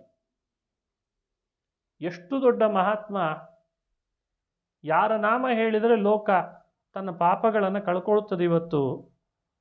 ಅಂಥ ಶಿವನನ್ನು ದ್ರೋಹ ಮಾಡ್ತಿ ದಕ್ಷ, ಯಜ್ಞದಲ್ಲಿ ಆಹುತಿ ಕೊಡಲ್ಲ ಅಂತಿದ್ದಿ, ನೀನು ಮಾಡ್ತಿರೋದು ಅಪರಾಧ ಅಂತ ತುಂಬಿದ ಸಭೆ ಒಳಗೆ ಅಪ್ಪನಿಗೆ ಮರ್ಯಾದೆ ಹೋಗ್ತದೆ ಅಂತ ಗೊತ್ತಿದ್ರೂ ಕೂಡ ವೇದಕ್ಕಿರುವ ಮಹತ್ವ, ವೇದದಲ್ಲಿ ಹೇಳಿರುವ ಯಜ್ಞಗಳಿಗಿರುವ ಮಹತ್ವ ಸಾರಬೇಕು ಅಂತ ಈ ಮಾತನ್ನು ಹೇಳಿಬಿಟ್ರು. ಈ ರೀತಿ ಹೇಳಿದಾಗ ಸರಿ ತಿದ್ದುಕೊಳ್ತೇನೆ ಅಂತ ಅಂದಿದ್ರೆ ಬೇರೆ, ಅವನಿಗೆ ತಿದ್ದುಕೊಳ್ಳೋ ಮನಸ್ಥಿತಿ ಇಲ್ಲ. ಅವನು ಅದೇ ದ್ವೇಷ ಮುಂದುವರಿಸ್ತಾ ಇದ್ದಾನೆ. ಅಷ್ಟು ದ್ವೇಷ ಮುಂದುವರಿಸ್ತಿರುವ ದಕ್ಷನನ್ನು ನೋಡಿ ಸತಿ ಅಂತಾಳೆ, ನಿನಗಿಷ್ಟು ಹೇಳಿದ್ರೂ ತಿದ್ದುಪಡಿ ಆಗ್ತಾ ಇಲ್ಲ ಅಂದರೆ ನಾನಿಲ್ಲಿ ಬರಬಾರ್ದಾಗಿತ್ತು ಅಂದ್ಲಂತೆ ಸತಿ. ಹೇಳಿದ ಶಿವ, ಹೋಗಬೇಡ, ನಿನಗೂ ಅವಮಾನ ಆಗ್ತದೆ, ನನ್ನನ್ನು ದ್ವೇಷ ಮಾಡ್ತಿದ್ದಾನೆ ನಿಮ್ಮ ತಂದೆ ಅಂತ ಹೇಳಿದ. ಆದರೂ ಮಾತು ಕೇಳಲಿಲ್ಲ, ಬಂದ್ಬಿಟ್ಟು. ಆಗ ಅವಳಂತಾಳೆ, ನಾನು ನಿನ್ನಿಂದ ಈ ದೇಹ ಪಡೆದೆ ಅಂತಾಯಿತು, ಹಾಗಾಗಿ ನನ್ನನ್ನು ದಕ್ಷನ ಮಗಳಿವಳು ಅಂತ ಯಾವಾಗಲೂ ದಾಕ್ಷಾಯಿಣಿ ಅಂತ ಕರಿತಿದ್ರಂತೆ ರುದ್ರದೇವರು. ಸತಿನ ದಾಕ್ಷಾಯಿಣಿ ಅಂತ. ದಾಕ್ಷಾಯಿಣಿ ಅನ್ನೋ ನಾಮದೊಳಗೆ ದಕ್ಷ ಶಬ್ದ ಸೇರ್ಕೊಂಡಿತು. ನೀನು ನೋಡಿದರೆ ಅವರನ್ನೇ ದ್ವೇಷ ಮಾಡೋನು, ನೀನು ಅವರನ್ನು ದ್ವೇಷಿಸ್ತಿ. ನನ್ನ ಯಜಮಾನ ನೋಡಿದರೆ ನಿನ್ನ ಹೆಸರು ಸೇರಿಸಿ ನನ್ನ ಹೆಸರು ಕರೀತಾರೆ. ಯಾಕೆ ಈ ದೇಹ ಬಂದದ್ದು ನಿನ್ನಿಂದ ಅಂತ, ನಿನ್ನಂಥವನಿಂದ ದೇಹನೂ ಬರಬಾರ್ದಾಗಿತ್ತು ಅಂತಂದಂತೆ. ಯಾಕೆ? ಅದಕ್ಕೆ ಕಾರಣ ಕೊಡ್ತಾಳೆ. ಲೋಕದಲ್ಲಿ ಮಹಾತ್ಮರನ್ನ ದ್ವೇಷ ನಿಂದೆ ಮಾಡೋರು ಇರ್ತಾರಲ್ಲ, ಅವರ ಸಂಪರ್ಕನೂ ಇಟ್ಕೊಳ್ಬಾರ್ದಂತ. ಎಲ್ಲಾದರೂ ದೊಡ್ಡವರು ನಿಂದೆ ಮಾಡ್ತಿದ್ರೆ ಕಿವಿ ಮುಚ್ಚಿಕೊಂಡು ಹೋಗ್ಬಿಡ್ಬೇಕು. ಕರ್ಣೋಪಿಧಾಯ ನಿದಯಾತ್ ಯದ ಕಲ್ಪ ಈಶೆ ಧರ್ಮಾವಿತರ್ಯ ಸೃಣಿಭಿ. ಮಹಾತ್ಮರ ದ್ರೋಹ ನಡೀತಿದೆ, ನಿಂದೆ ನಡೀತಿದೆ ಅಂದರೆ ಕಿವಿಯಲ್ಲಿ ಕೇಳಿಸ್ಕೊಳ್ಬಾರ್ದು ಅಂತ ಶಾಸ್ತ್ರ. ಅಲ್ಲಿ ಕಿವಿಗೊಟ್ಟು ನಾವು ತಲೆ ಅಳಿಗೆ ಆಡಿಸಿ, ಹೌದು ನೀವು ಹೇಳಿದ ಸ್ವಲ್ಪ ಸರಿ ಇದೆ, ನಮಗೂ ಗೊತ್ತಾಗಿದೆ ಈ ವಿಷಯ ಅಂತ ಅವ್ರಿಗೆ ಮತ್ತೆ ನಾವು ಒಂದು 4 ಮಾತು ಹೇಳಿ ಏನು ಕೆಲಸಕ್ಕೆ ಬಾರಲಾರ್ದಕ್ಕೆ ಚರ್ಚೆ. ಅದು ಹಾಗೆ ಮಾಡಬಾರ್ದು. ಸಶಕ್ತರಿದ್ದರೆ ಅಶಕ್ತರಾದದ್ದಕ್ಕೆ ಕಿವಿ ಮುಚ್ಚಿಕೊಂಡು ಹೋಗಲಿ ಅಂತ ಹೇಳ್ತು. ಸಶಕ್ತರಿದ್ದರೆ ಅಲ್ಲೇ ಕರೆದು ನಿಲ್ಲಿಸಿ ಅವರ ನಾಲಿಗೆಯನ್ನು ಎಳೆದು ಕೈಯಲ್ಲಿ ಖಡ್ಗ ತೆಗೆದು ಕತ್ತರಿಸಿದ್ರೂ ಪಾಪ ಇಲ್ಲಂತೆ. ಮಹಾತ್ಮರ ನಿಂದೆ ಮಾಡೋ ನಾಲಿಗೆ ಇದು ಅಂತ. ಅದು ದಂಡನಾಯಕರು ಮಾಡುವ ಕೆಲಸ ಅಲ್ಲ. ಅಂಥವೆಲ್ಲ ಈಗ ಮಾಡಲಿಕ್ಕಾಗಲ್ಲ. ಈಗೆಲ್ಲ ವ್ಯಕ್ತಿ ಸ್ವಾತಂತ್ರ್ಯದ ಕಾಲ, ಅಭಿವ್ಯಕ್ತಿ ಸ್ವಾತಂತ್ರ್ಯದ ಕಾಲ ಅನ್ನೋ ಹೆಸರಿನಲ್ಲಿ ಅವನ್ನ ನಾವು ಈಗ ಮಾಡಲಿಕ್ಕಾಗಲ್ಲ. ಆದರೆ ಭಾಗವತದಲ್ಲಿ ಸತಿ ಈ ಮಾತನ್ನು ಹೇಳ್ತಾ ಇದ್ದಾಳೆ. ಮಹಾತ್ಮರ ನಿಂದೆ ಮಾಡೋರನ್ನ ದಂಡನಾಯಕನಾಗಿದ್ದರೆ ನಾಲಿಗೆ ಕತ್ತರಿಸಲಿ, ಅವನನ್ನು ಪ್ರಾಣದಿಂದಲೇ ದೂರ ಮಾಡಲಿ, ಅದೇ ಅವನಿಗೆ ಶಿಕ್ಷೆ ಅಂತಂದಿದ್ದಾರೆ. ಎಷ್ಟು ಶಿಕ್ಷೆ ಕಾಠಿಣ್ಯವನ್ನು ಹೇಳ್ತದೆ ನೋಡಿ. ಬೇರೆ ಬೇರೆ ದೇಶಗಳಲ್ಲೇ ದಂಡ ನೀತಿಗಳಲ್ಲಿ ಇದು ಒಂದು ಸೇರಿಸಿದ್ದಾರೆ. ಆ ದೇಶದ ರಾಜನನ್ನು ಯಾರಾದರೂ ಒಬ್ಬನು ಹೆಚ್ಚು ಕಡಿಮೆ ಮಾತಾಡಿದ ಅಂದರೆ ಸಾರ್ವಜನಿಕವಾಗಿ ನಿಲ್ಲಿಸಿ ಕಲ್ಲು ಹೊಡೆದು ಅವನನ್ನು ಕೊಲ್ತಾರಂತೆ. ಅಷ್ಟು ನಾವು ಪ್ರಜಾಪ್ರಭುತ್ವದ ವ್ಯವಸ್ಥೆಯಲ್ಲಿದ್ದೇವೆ. ಅನೇಕ ದೇಶಗಳ ದಂಡ ನೀತಿಯನ್ನು ಕಾಪಿ ಪೇಸ್ಟ್ ಮಾಡಿದ್ದೇವೆ. ಹಾಗಾಗಿ ಅಷ್ಟು ಸುಲಭ ಇಲ್ಲಿ ದಂಡ ಇಲ್ಲ. ಆದರೆ ಶಾಸ್ತ್ರ ಬಹಳ ಎಚ್ಚರಿಕೆ ಕೊಡ್ತದೆ. ಅದನ್ನೆಲ್ಲ ಹೇಳಿದ್ಲು ದಂಡ ನೀತಿಯನ್ನು. ನಿನ್ನಿಂದ ಬಂದ ದೇಹ ಬೇಡ ಅಂತ ಅಲ್ಲೇ ಅಗ್ನಿಯನ್ನು ಸೃಷ್ಟಿ ಮಾಡಿದ್ಲು. ಸತಿ ಪತಿವ್ರತೆ ಅವಳು. ಅವಳ ಪಾತಿವ್ರತ್ಯದ ಶಕ್ತಿ ಎಷ್ಟು! ಇಂದ್ರಾದಿ ದೇವತೆಗಳಿಗೆ ಉಪದೇಶ ಮಾಡುವ ಉಪದೇಶಕಳವಳು. ಸತಿ ಅಂದ್ರೇನು ಸಾಮಾನ್ಯಲಲ್ಲ. ಹಾಗಾಗಿ ಅವಳು ದೇಹದೊಳಗೆ ಅಗ್ನಿಯನ್ನು ಸೃಷ್ಟಿ ಮಾಡಿಬಿಟ್ಲು. ಅಗ್ನಿಯ ಅಂತರ್ಯಾಮಿ ಶಿವನನ್ನು ಸ್ಮರಿಸಿದ್ಲು, ವಾಯುನನ್ನು ಸ್ಮರಿಸಿದ್ಲು, ವಿಷ್ಣುನನ್ನು ಸ್ಮರಿಸಿದ್ಲು. ಇಡೀ ದೇಹ ತನಗೆ ಬೇಡ ಅಂತ ಅನಿಸಿದ ಕೂಡಲೇ ಬೆಂಕಿ ತಾನಾಗೆ ದೇಹವನ್ನು ಆವರಿಸಿಬಿಡ್ತಂತೆ. ಮೇಲ್ನೋಟಕ್ಕೆ ದಕ್ಷನ ಯಜ್ಞಕುಂಡದಲ್ಲಿ ತನ್ನ ದೇಹವನ್ನು ಸುಟ್ಟುಕೊಂಡ್ಲು ಅಂತ ಕಥೆ. ಭಾಗವತ ಹಾಗೆ ಹೇಳಲೇ ಇಲ್ಲ. ದೇಹವನ್ನು ತಾವೇ ಬೆಂಕಿಗೆ ಹಚ್ಕೊಂಡು ಸುಟ್ಟುಕೊಳ್ಳೋದು ಆತ್ಮಹತ್ಯೆ. ಶಾಸ್ತ್ರ ಆತ್ಮಹತ್ಯೆಯನ್ನು ಪಾಪ ಅಂತ ಹೇಳ್ತದೆ. ತಾನೇ ತನಗೆ ವಿಷ ತಗೊಳ್ಳೋದು, ನದಿಗೆ ಹಾರ್ಕೊಳ್ಳೋದು, ಬಹಳ ದೊಡ್ಡ ಉರುಳುಗೋಲು ಹಾಕ್ಕೊಂಡು ದೇಹ ಬಿಡ್ತೇನೆ ಅಂತ ಹೋಗೋದು, ಇದೆಲ್ಲ ಬಹಳ ದೊಡ್ಡ ಅಪರಾಧ, ಆತ್ಮಹತ್ಯೆ. ಸತಿ ಹಾಗೆ ಮಾಡಿಕೊಂಡ್ರೆ ಅವಳೊಬ್ಬಳು ದೇವತಾ ಸ್ತ್ರೀ, ಮೇಲಾಗಿ ಶಿವನ ಪತ್ನಿ, ಅವಳಿಗೆ ಗೊತ್ತಿಲ್ವೇ ಆತ್ಮಹತ್ಯೆ ಮಾಡಿಕೊಳ್ಬಾರ್ದು ಅಂತ. ಹಾಗಾಗಿ ಅದು ಆತ್ಮಹತ್ಯೆ ಅಂತ ಪಾಪ ಆಗಲಿಲ್ಲ. ಆದರೂ ಮಾಡಿಕೊಂಡ್ಳು. ಯಾವ ತರಹ ದೇಹದೊಳಗೆ ಬೆಂಕಿಯನ್ನು ಸೃಷ್ಟಿ ಮಾಡಿ ಆ ಬೆಂಕಿ ಒಳಗೆಲ್ಲ ತನ್ನನ್ನು ತಾನು ತನ್ನ ಯಜಮಾನನನ್ನು ಸ್ಮರಿಸ್ಕೊಂಡು ತನ್ನನ್ನು ಅರ್ಪಿಸ್ಕೊಂಡು ಬಿಟ್ಲಂತೆ. ಇದ್ರ ಮೇಲೂ ಪ್ರಶ್ನೆ, ಇದನ್ನಾದರೂ ಯಾಕೆ ಮಾಡಿದ್ಲು? ಯಾಕಂದ್ರೆ ಅವಳು ತಪ್ಪೇ ಇಲ್ಲ. ಮಹಾತ್ಮರ ದ್ರೋಹ ಮಾಡಿದವನು ದಕ್ಷ. ಆದರೆ ಅವಳು ಅವನಿಗೆ ಬುದ್ಧಿವಾದ ಹೇಳಿದ್ಲಷ್ಟೆ. ಇದನ್ನಾದರೂ ಯಾಕೆ ಮಾಡಿಕೊಂಡು? ಅದಕ್ಕೂ ಭಾಗವತ ಹೇಳ್ತದೆ, ಅವಳು ಭಾಗವತ ಧರ್ಮವನ್ನು ಪರಿಪೂರ್ಣವಾಗಿ ಆಚರಣೆ ಮಾಡ್ತಾಳಂತೆ. ಹೆಣ್ಣಾದರೂ ಕೂಡ ಭಾಗವತ ಧರ್ಮವನ್ನು ಪೂರ್ಣ ಆಚರಣೆ ಮಾಡಲೇಬೇಕು. ಲೋಕಕ್ಕೆ ಶಿಕ್ಷಣ ಕೊಡ್ತಾಳೆ. ಪುರುಷರಿಗೂ ಇದೆ, ಸ್ತ್ರೀಯರಿಗೂ ಇದೆ ಧರ್ಮ. ಧರ್ಮ ಎಲ್ರಿಗಿದೆ, ಮುಕ್ತಿ ಎಲ್ರಿಗಿದೆ, ಭಕ್ತಿ ಎಲ್ಲರೂ ಮಾಡ್ಬೋದು, ಜ್ಞಾನ ಎಲ್ಲರೂ ಪಡಿಬೋದು. ನಾವು ವಂಚಿತರಾಗಬಾರ್ದು. ಅವಳಿಗೆ ಯಾವ ಧರ್ಮದ ವಿಶೇಷತೆ ಕಂಡುತಲ್ಲಿ ಅಂದರೆ, ಶಿವ ಮೊದಲೇ ಹೇಳಿದ್ದ, ನೀನು ಹೋಗಬೇಡ, ದಕ್ಷ ನಿನ್ನನ್ನು ಅವಮಾನ ಮಾಡ್ತಾನೆ, ನನ್ನ ಮೇಲೆ ದ್ವೇಷ ಕಾರ್ತಾನೆ, ನಿನಗದು ಕೇಳಲಿಕ್ಕಾಗಲ್ಲ ಅಂತ ಹೇಳಿದರೂ ಕೂಡ ಅವಳು ಅದನ್ನು ಮೀರಿ ಬಂದಳು. ಆಗ ಅದನ್ನು ನೆನಪಿಸ್ಕೊಳ್ತಾಳೆ. ನಮ್ಮ ಯಜಮಾನನ ಮಾತನ್ನು ಬೇಡ ಅಂದರೂ ತಿರಸ್ಕರಿಸಿ ಬಂದ್ಲಲ್ಲ, ಪತಿಯ ಆಜ್ಞೆ ಉಲ್ಲಂಘನ ಅನ್ನೋ ಅಧರ್ಮ ಬಂತಂತಲ್ಲಿ. ಈಗೆಲ್ಲ ಪತಿಯ ಆಜ್ಞೆ ಉಲ್ಲಂಘನ ಅನ್ನೋ ವ್ಯವಸ್ಥೆ ಬಗ್ಗೆ ಭಾಗವತ ಹೇಳಿಬಿಟ್ರೆ ಪುರಾಣನೇ ಬೇರೆ ಮಾಡಿಬಿಡ್ತಾರೆ. ಇದೆಲ್ಲ ಪುರುಷ ಪ್ರಧಾನ ಪುರಾಣ, ಇದನ್ನು ಯಾರು ಕೇಳಬಾರ್ದು ಅಂತ ಹೇಳಿದರೆ ಸ್ತ್ರೀವಾದಿಗಳ ಲೆಕ್ಕಾಚಾರ ಬೇರೆ, ಮನುವಾದಿಗಳ ಲೆಕ್ಕಾಚಾರ ಬೇರೆ, ಕಮ್ಯುನಿಸ್ಟರ ಲೆಕ್ಕಾಚಾರ ಬೇರೆ. ಆದರೆ ವಾಸ್ತವ ಸಂಗತಿಯನ್ನು ಭಾಗವತ ಅಂತೂ ಮುಚ್ಚಿಡದೆ ಹೇಳಿಬಿಡ್ತದೆ. ನನ್ನ ದೈವ ಎಂದಿದ್ರೂ ನನ್ನ ಪತಿನೇ, ಪತಿದೈವ, ಪತಿನೇ ಪರಮೇಶ್ವರ ನನಗೆ. ಅವನು ನುಡಿದಿದ್ದ ಭವಿಷ್ಯ, ಹೋಗಬೇಡ ಅಂತ ನುಡಿದಿದ್ದ, ಬಿಡಬಹುದಾಗಿತ್ತು. ಆದರೆ ಬಿಡದೇ ನಾನು ಆಜ್ಞೆ ಉಲ್ಲಂಘಿಸಿಬಿಟ್ಟೆ. ಅದಕ್ಕೇನಾದರೂ ಒಂದು ಪಶ್ಚಾತ್ತಾಪ ಆಗಿ ಪ್ರಾಯಶ್ಚಿತ್ತ ಮಾಡಿಕೊಳ್ಬೇಕೋ ಬೇಡವೋ? ಸರಿ, ಹಾಗಾದರೆ ಅವನ್ನೇ ಸ್ಮರಣೆ ಮಾಡ್ತೀನಿ, ಅವನಲ್ಲೇ ತಪ್ಪು ಕಾಣಿಕೆ ಒಪ್ಪಿಸ್ತೇನೆ, ಅವನನ್ನೇ ಬೇಡ್ಕೊಳ್ತೀನಿ, ಈ ದೇಹ ಬಿಟ್ಟು ಹೋಗ್ತೇನೆ. ನಿಜವಾದ ಪತಿ ಆಜ್ಞಾ ಉಲ್ಲಂಘನಕ್ಕೆ ಇದೊಂದೇ ನಾನು ಮಾಡೋ ಪ್ರಾಯಶ್ಚಿತ್ತ ಅಂತ ಮಾಡಿಕೊಂಡ್ಲ. ಅದರ ಮುಂದಿನ ಪ್ರಭಾವವನ್ನು ಭಾಗವತ ಹೇಳ್ತದೆ. ಅವಳ ಆ ಪ್ರಭಾವ ಎಷ್ಟು ನೋಡಿ. ಅವಳು ಬಿಟ್ಟಿದ್ದರ ಪ್ರಭಾವಕ್ಕೆ ಹಿಮವತ್ ಪರ್ವತದ ಮಗಳಾಗಿ ಪಾರ್ವತಿ ಅಂತ ಹುಟ್ಟಿದ್ಲಂತೆ. ಜನ್ಮದಲ್ಲಿ ಹಿಂದೆ ಶಿವನ ಮೇಲೆ ಅಷ್ಟು ಭಕ್ತಿ ಮಾಡಿ ದೇಹ ಬಿಟ್ಟದ್ರಿಂದ ಪುನಃ ಪಾರ್ವತಿಗೆ ಶಿವನೇ ಪರಮೇಶ್ವರ ಪತಿ ಆದ್ನಂತೆ. ಇದಕ್ಕೆ ಭಕ್ತಿ ಅಂತಾರೆ. ಇವನ್ನೆಲ್ಲ ಪಕ್ಕಕ್ಕಿಟ್ಟಿರ್ತಾರೆ. ಸತಿ ಸಹಗಮನ ದೊಡ್ಡ ಅಪರಾಧ ಅಂತ ಇಷ್ಟು ವಿಷಯವನ್ನು ಮಾತ್ರ ಸಮಾಜದೊಳಗೆ ಇದು ಹಿಂದೂ ಧರ್ಮದಲ್ಲಿ ಆಗ್ತಾ ಇರೋ ದ್ರೋಹ ಅಂತ ಇಷ್ಟು ಹೇಳಿಬಿಟ್ರೆ ಸಾಕು. ದೊಡ್ಡ ದೊಡ್ಡ ಪುಸ್ತಕ ಬರೆದುಬಿಟ್ರೆ ಮುಗಿದೋಯ್ತು. ಅಂಥೇಳಿ ನಾವು ಭಾಗವತ ಹೇಳಿಕೊಡ್ತಿದೆ ಎಲ್ಲರೂ ದೇಹ ಬಿಡ್ರಿ ಅಂತ ಹೇಳಲಿಕ್ಕೆ ಹೊರಟದ್ದು ಅಲ್ಲ. ಇಲ್ಲಿ ಹೀಗೊಂದು ಧರ್ಮ ಮಾಡಿದ್ರ ಪ್ರಭಾವ ಇಷ್ಟಿದೆ ಅಂತ ಪರಿಚಯ ಮಾಡಿಸ್ತು ಭಾಗವತ. ಅದು ಯುಗಭೇದೇನ, ಕಲಿಯುಗ, ಕೃತಯುಗ, ಅವರವರು ತಮ್ಮ ಪತಿ ತಮ್ಮ ಪತ್ನಿ ಅವರಿಬ್ಬರಲ್ಲಿರುವ ಬಾಂಧವ್ಯ, ಧರ್ಮದ ಶ್ರದ್ಧೆ, ಭಗವಂತನಲ್ಲಿ ಅವರಿಗಿರುವ ಶ್ರದ್ಧೆ, ಅದಕ್ಕೆ ತಕ್ಕಂತೆ ಧರ್ಮವನ್ನು ನಡೆಸಬೇಕು. ಈ ವಿಷಯವನ್ನು ಪ್ರಸ್ತುತಪಡಿಸ್ತು ಭಾಗವತ. ಕುಂತಿ ಮಾಡಲಿಲ್ಲ ಸಹಗಮನ, ಮಾದ್ರಿ ಮಾಡಿದ್ಲು. ದಶರಥ ರಾಜನ ಪತ್ನಿಯರು ಯಾರು ಸಹಗಮನ ಮಾಡಿದ್ರು ಅಂತ ರಾಮಾಯಣ ಹೇಳಲಿಲ್ಲ. ರಾಮ ವನವಾಸ ಮಾಡಿಕೊಂಡು ಬಂದ, ಕೌಸಲ್ಯೆ ಕೈಕೇಯಿ ಇದ್ರು ಅಂತ ಹೇಳ್ತದೆ. ಹಾಗಾದರೆ ಎಲ್ಲ ಧರ್ಮಗ್ರಂಥಗಳು ಸತಿ ಸಹಗಮನವನ್ನು ಪ್ರೋತ್ಸಾಹಿಸ್ತಾವೆ ಅಂತ ಕುಯುಕ್ತಿಯನ್ನು ಹಾಕಿ ಸಮಾಜಕ್ಕೆ ಬಿತ್ತರಿಸಿದ ಮಹಾನುಭಾವರು ಯಾರು? ಹಾಗಾದರೆ ಇದನ್ನು ಸರಿಯಾಗಿ ಯೋಚನೆ ಮಾಡಬೇಕಲ್ಲ ನಾವಿವತ್ತು.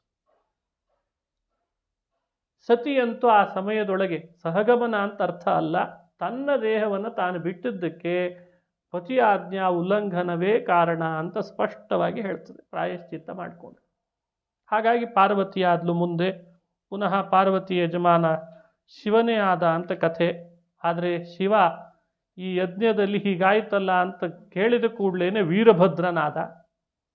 ವೀರಭದ್ರನಾಗಿ ಬಂದು ಚಂಡಾಡಿದ ಶಿವನ ಆಟೋಪಟೋಪಗಳನ್ನು ನೋಡ್ಲಿಕ್ಕಾಗ್ತಿಲ್ಲ ಯಾರು. ಯಾರ್ಯಾರು ದಕ್ಷನ ಪರ ವಹಿಸಿದ್ರು ಅವ್ರ ಜೊತೆಗೆ ಯುದ್ಧ ಮಾಡಿ ಒಬ್ರದ್ದು ಹಲ್ಲು ಉದುರಿಸಿದ, ಒಬ್ರದ್ದು ಕೈ ತೆಗೆದ, ಒಬ್ರದ್ದು ಕಣ್ಣು ತೆಗೆದ. ಬಾ ದಕ್ಷ, ನಿನ್ನೂ ಯುದ್ಧ ಮಾಡೇ ಬಿಡ್ತೀನಿ ಅಂತ ಅವನ ಜೊತೆಗೂ ಯುದ್ಧ ಮಾಡಿದ. ಅವನ ರುಂಡವನ್ನು ಕತ್ತರಿಸಿ ಮುಂಡ ಮಾತ್ರ ನೆಲದ ಮೇಲೆ ಹೊರಳಾಡುವ ಹಾಗೆ ಮಾಡಿ ಆ ರುಂಡವನ್ನು ಬೆಂಕಿಯಲ್ಲಿ ಆಹುತಿ ಹಾಕಿಬಿಟ್ಟ. ದಕ್ಷ ಮಾಡಲಿಕ್ಕೆ ಹೊರಟದ್ದು ಯಜ್ಞ. ಶಿವನಿಗೆ ಆಹುತಿ ಹಾಕಲಿಲ್ಲ. ಸತಿ ಸಿಟ್ಟಾಗಿ ಬೈದ್ಲು. ಕೊನೆಗೆ ದಕ್ಷನ್ ರುಂಡವೇ ಯಜ್ಞದಲ್ಲಿ ಆಹುತಿಯಾಗಿ ಬಿದ್ದುಬಿಡ್ತು. ಇಷ್ಟು ಕಥೆ. ಬ್ರಹ್ಮದೇವರು ಬಂದರು.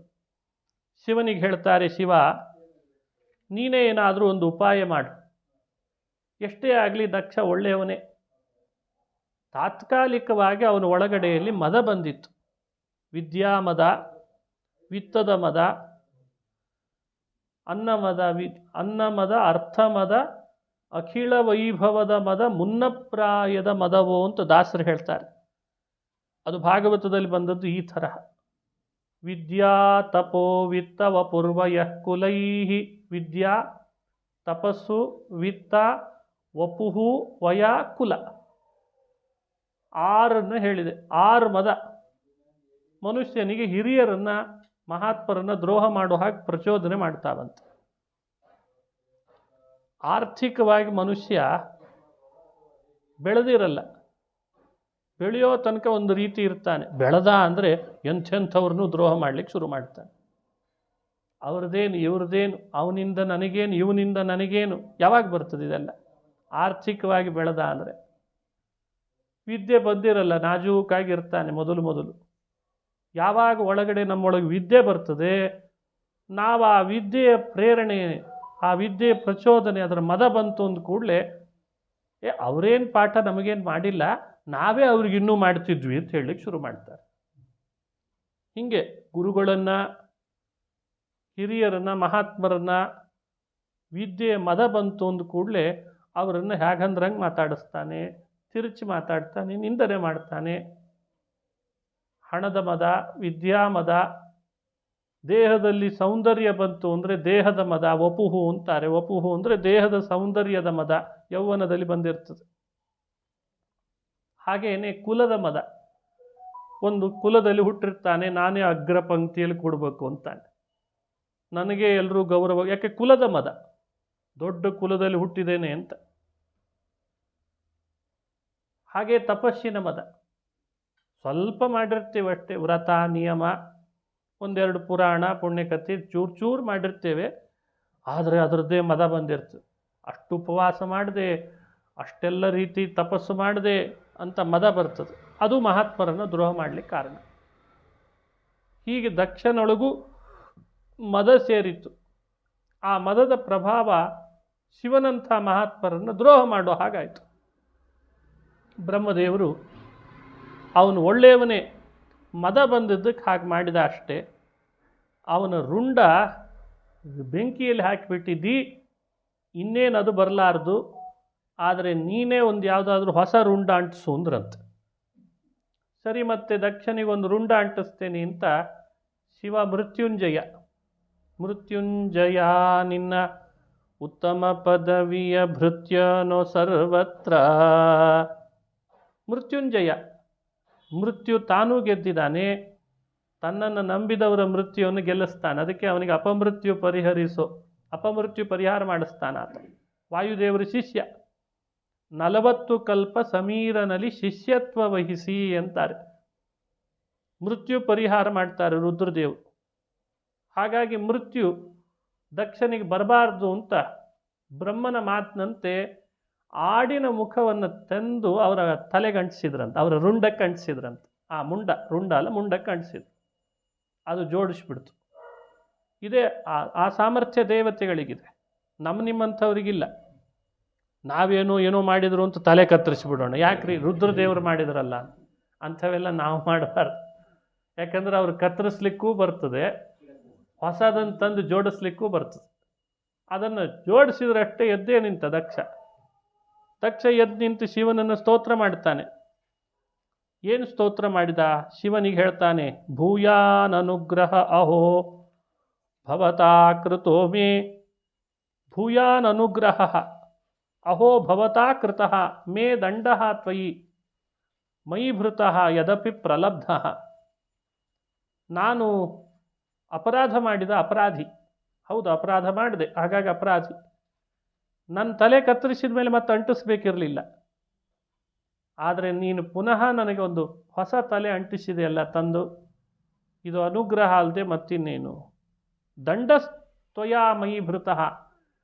ತಲೆ ಕತ್ತರಿಸ್ಬೇಕು ಯಾಕೆ, ಅಂಟಿಸ್ಬೇಕು ಯಾಕೆ ಅಂದರೆ, ಕತ್ತರಿಸಿದ್ದು ದಂಡ ಹಾಕಿದ್ನಂತೆ, ಅಂಟಿಸಿದ್ದು ಅನುಗ್ರಹ ಮಾಡಿದ್ನಂತೆ. ಇದೇ ಮಹಾತ್ಮರ ಸ್ವಭಾವ ಅಂತಾರೆ. ಅವರು ತಪ್ಪಿತಸ್ಥರನ್ನ ಶಿಕ್ಷೆ ಹಾಕಲಿಕ್ಕೂ ಯಾವ ಬಿಡೆ ಇಲ್ಲ ಅವರಿಗೆ.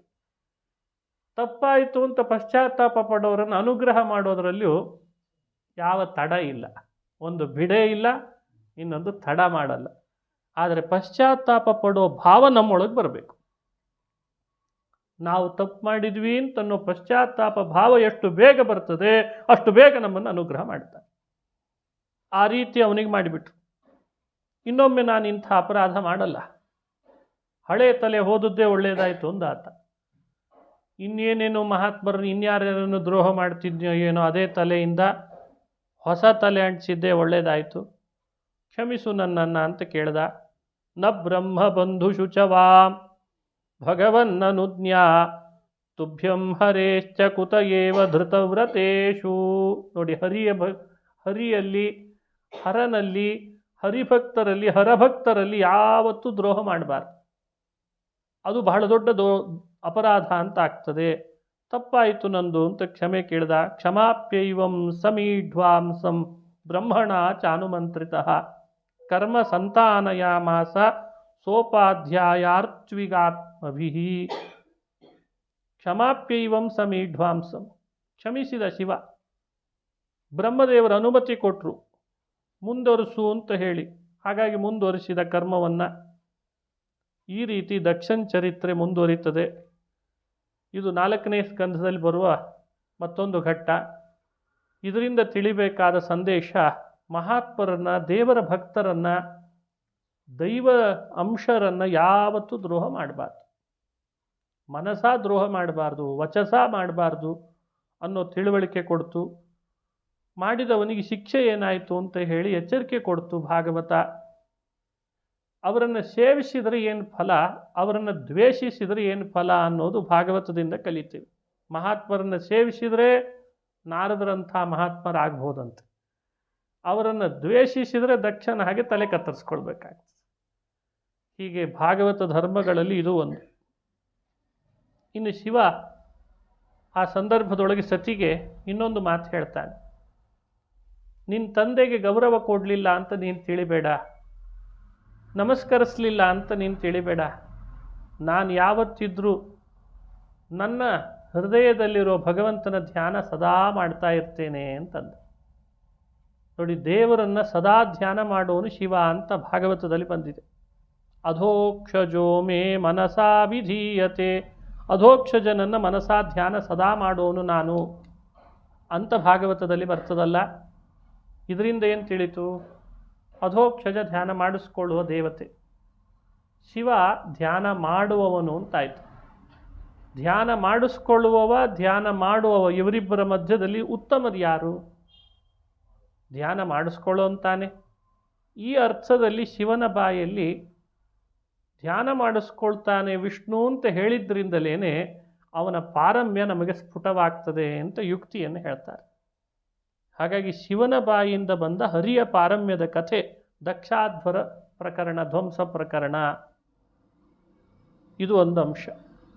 ಇನ್ನೊಂದು ಅಂಶ, ಕೆಲವು ದೇವತೆಗಳು ಸಲಿಗೆಯಿಂದ ಬ್ರಹ್ಮದೇವರನ್ನು ಕೇಳಿದರು, ನೀವ್ಯಾಕೋ ದಕ್ಷನ ಮನೆ ಯಜ್ಞದಲ್ಲಿ ಕಾಣಲಿಲ್ಲಲ್ಲ, ಯಾಕೆ ಅಂತ. ಬಹಳ ದೊಡ್ಡ ದೊಡ್ಡ ವ್ಯಕ್ತಿಗಳು ಬರಲಿಲ್ಲ ಅಂದರೆ ಮತ್ತೇನೋ ಕಾರಣ ಇರಬೇಕು ಅಲ್ಲ. ಅದು ಒಂದು ಸಣ್ಣ ಪಂಚಾಯತ್ ರಾಜ್ಯದ ಅಧ್ಯಕ್ಷ ಬರಲಿಲ್ಲ ಅಂದ್ರೆ ಇವರ ಗೈರು ಹಾಜರಿನಲ್ಲಿ ಕಾರ್ಯಕ್ರಮ, ಅವರಿಗೆ ಆಹ್ವಾನ ಪತ್ರಿಕೆ ಹೋಗಿಲ್ಲ ಅಂತಾರೋ ಇಲ್ಲ ಸರ್ಕಾರದಲ್ಲಿ. ಇನ್ನು ದೇವಲೋಕ, ಮೇಲಾಗಿ ದಕ್ಷ ಪ್ರಜಾಪತಿಯ ಮನೆ ಅಂದರೆ ಎಲ್ಲರ ಹೆಸರುವಾಸಿ ಆ ಪ್ರಜಾಪತಿ. ಶಿವ ಅಂತೂ ಇನ್ನೂ ಹೆಸರುವಾಸಿ. ಅವನಿಗೆ ಆಹ್ವಾನ ಹೋಗಿಲ್ಲ ಅನ್ನೋದು ಪತ್ರಿಕೆಯಲ್ಲಿ ಬರ್ತಿತ್ತಂತೆ. ಎಲ್ಲರೂ ನ್ಯೂಸ್ನಲ್ಲಿ ನೋಡ್ತಾ ಇದ್ದು, ಶಿವನ ಮನೆಗೆ ದಕ್ಷ ಆಹ್ವಾನ ಕೊಟ್ಟಿಲ್ಲ ಅಂತ. ಆದರೆ ಬ್ರಹ್ಮನಿಗೆ ಮನೆಗೆ ಆಹ್ವಾನ ಕೊಟ್ಟದ್ದೆಲ್ಲ ಪತ್ರಿಕೆಯಲ್ಲಿ ಬಂದಿತ್ತಂತೆ. ಶಿವನ ಮನೆಗೆ ಕೊಟ್ಟಿಲ್ಲ, ದಕ್ಷನ ಇದು ಬ್ರಹ್ಮನಿಗೆ ಕೊಟ್ಟಿದ್ದಾನೆ, ವಿಷ್ಣುವಿಗೂ ಕೊಟ್ಟಿದ್ದಾನೆ. ಇಬ್ಬರಿಗೆ ಆಹ್ವಾನ ಹೋಗಿದೆ 3 ದೇವತೆಗಳಲ್ಲಿ, ಒಬ್ಬನಿಗೆ ಮಾತ್ರ ಆಹ್ವಾನ ಹೋಗಿಲ್ಲ ಅಂತ ಎಲ್ಲ ಕಡೆ ಪ್ರಚಾರ ಆಗಿಬಿಟ್ಟಿತ್ತು. ಅದಕ್ಕೆ ದೇವತೆಗಳು ಕೇಳಿದರು, ಬ್ರಹ್ಮದೇವರೇ, ನಿಮ್ಮ ಮನೆಗೆ ಆಹ್ವಾನ ಬಂದದ್ದು ನಮಗೆ ಮುಟ್ಟಿದೆ, ಬಲ್ಲ ಮೂಲಗಳಿಂದ ಸುದ್ದಿ ಬಂದಿದೆ, ನೀವು ಯಾಕೆ ಬರಲಿಲ್ಲ? ವಿಷ್ಣುವಿಗೂ ಕೇಳಿದರು, ನೀನು ಯಾಕೆ ಬರಲಿಲ್ಲಪ್ಪ ವಿಷ್ಣು? ನೀನು ಆಹ್ವಾನ ಕೊಟ್ಟಾಗ ಬರ್ಬೋದಿತ್ತಲ್ಲ ಮನೆಗೆ. ಅದಕ್ಕೆ ಕಾರಣ ಕೊಡಬೇಕಲ್ಲ. ಆ 3ರಲ್ಲಿ 2 ಉತ್ತರ ಕೊಡ್ತಾ ಇದ್ದಾರೆ. ಯಾಕೆ ಬರಲಿಲ್ಲ ಅಂದರೆ, ನಾವೇನೋ ಆಹ್ವಾನ ಕೊಟ್ಟಿದ್ದಾನೆ ದಕ್ಷ, ಹೋಗೋಣ ಅಂತ ಅಂದ್ಕೊಂಡಿದ್ವಿ, ಆದರೆ ಶಿವನಿಗೆ ಆತ ಆಹ್ವಾನ ಕೊಟ್ಟಿಲ್ಲ ಅಂತ ನಮಗೆ ಸುದ್ದಿ ಬಂತು, ಅದಕ್ಕೆ ನಾವಿಬ್ಬರು ಬಿಟ್ವಿ ಅಂತಂದ್ರಂತೆ.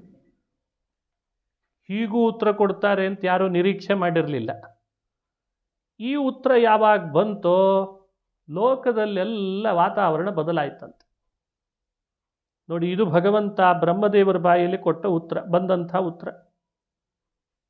ನಾವು ಯಾವತ್ತಿದ್ರೂ ಕೂಡ ಬೇರೆ ಬೇರೆ ಆದರೂ ಭಾವನೆಯಿಂದ ಒಂದಿದ್ದೇವೆ ಅಂತ ತೋರಿಸಿದ್ರಂತೆ. ತ್ರಯಾಣಾಂ ಏಕಭಾವಾನಾಂ ಯೋ ನಪಶ್ಯತಿ ವೈಭಿದಾಂ ಸರ್ವಭೂತಾತ್ಮನಾಂ ಬ್ರಹ್ಮನ್ ಸ ಶಾಂತಿಮಧಿಗಚ್ಚತಿ. ತ್ರಯಾಣಾಂ ಏಕಭಾವಾನಾಂ, ಇದು ವಿಷ್ಣು ಹೇಳಿದ ಮಾತು.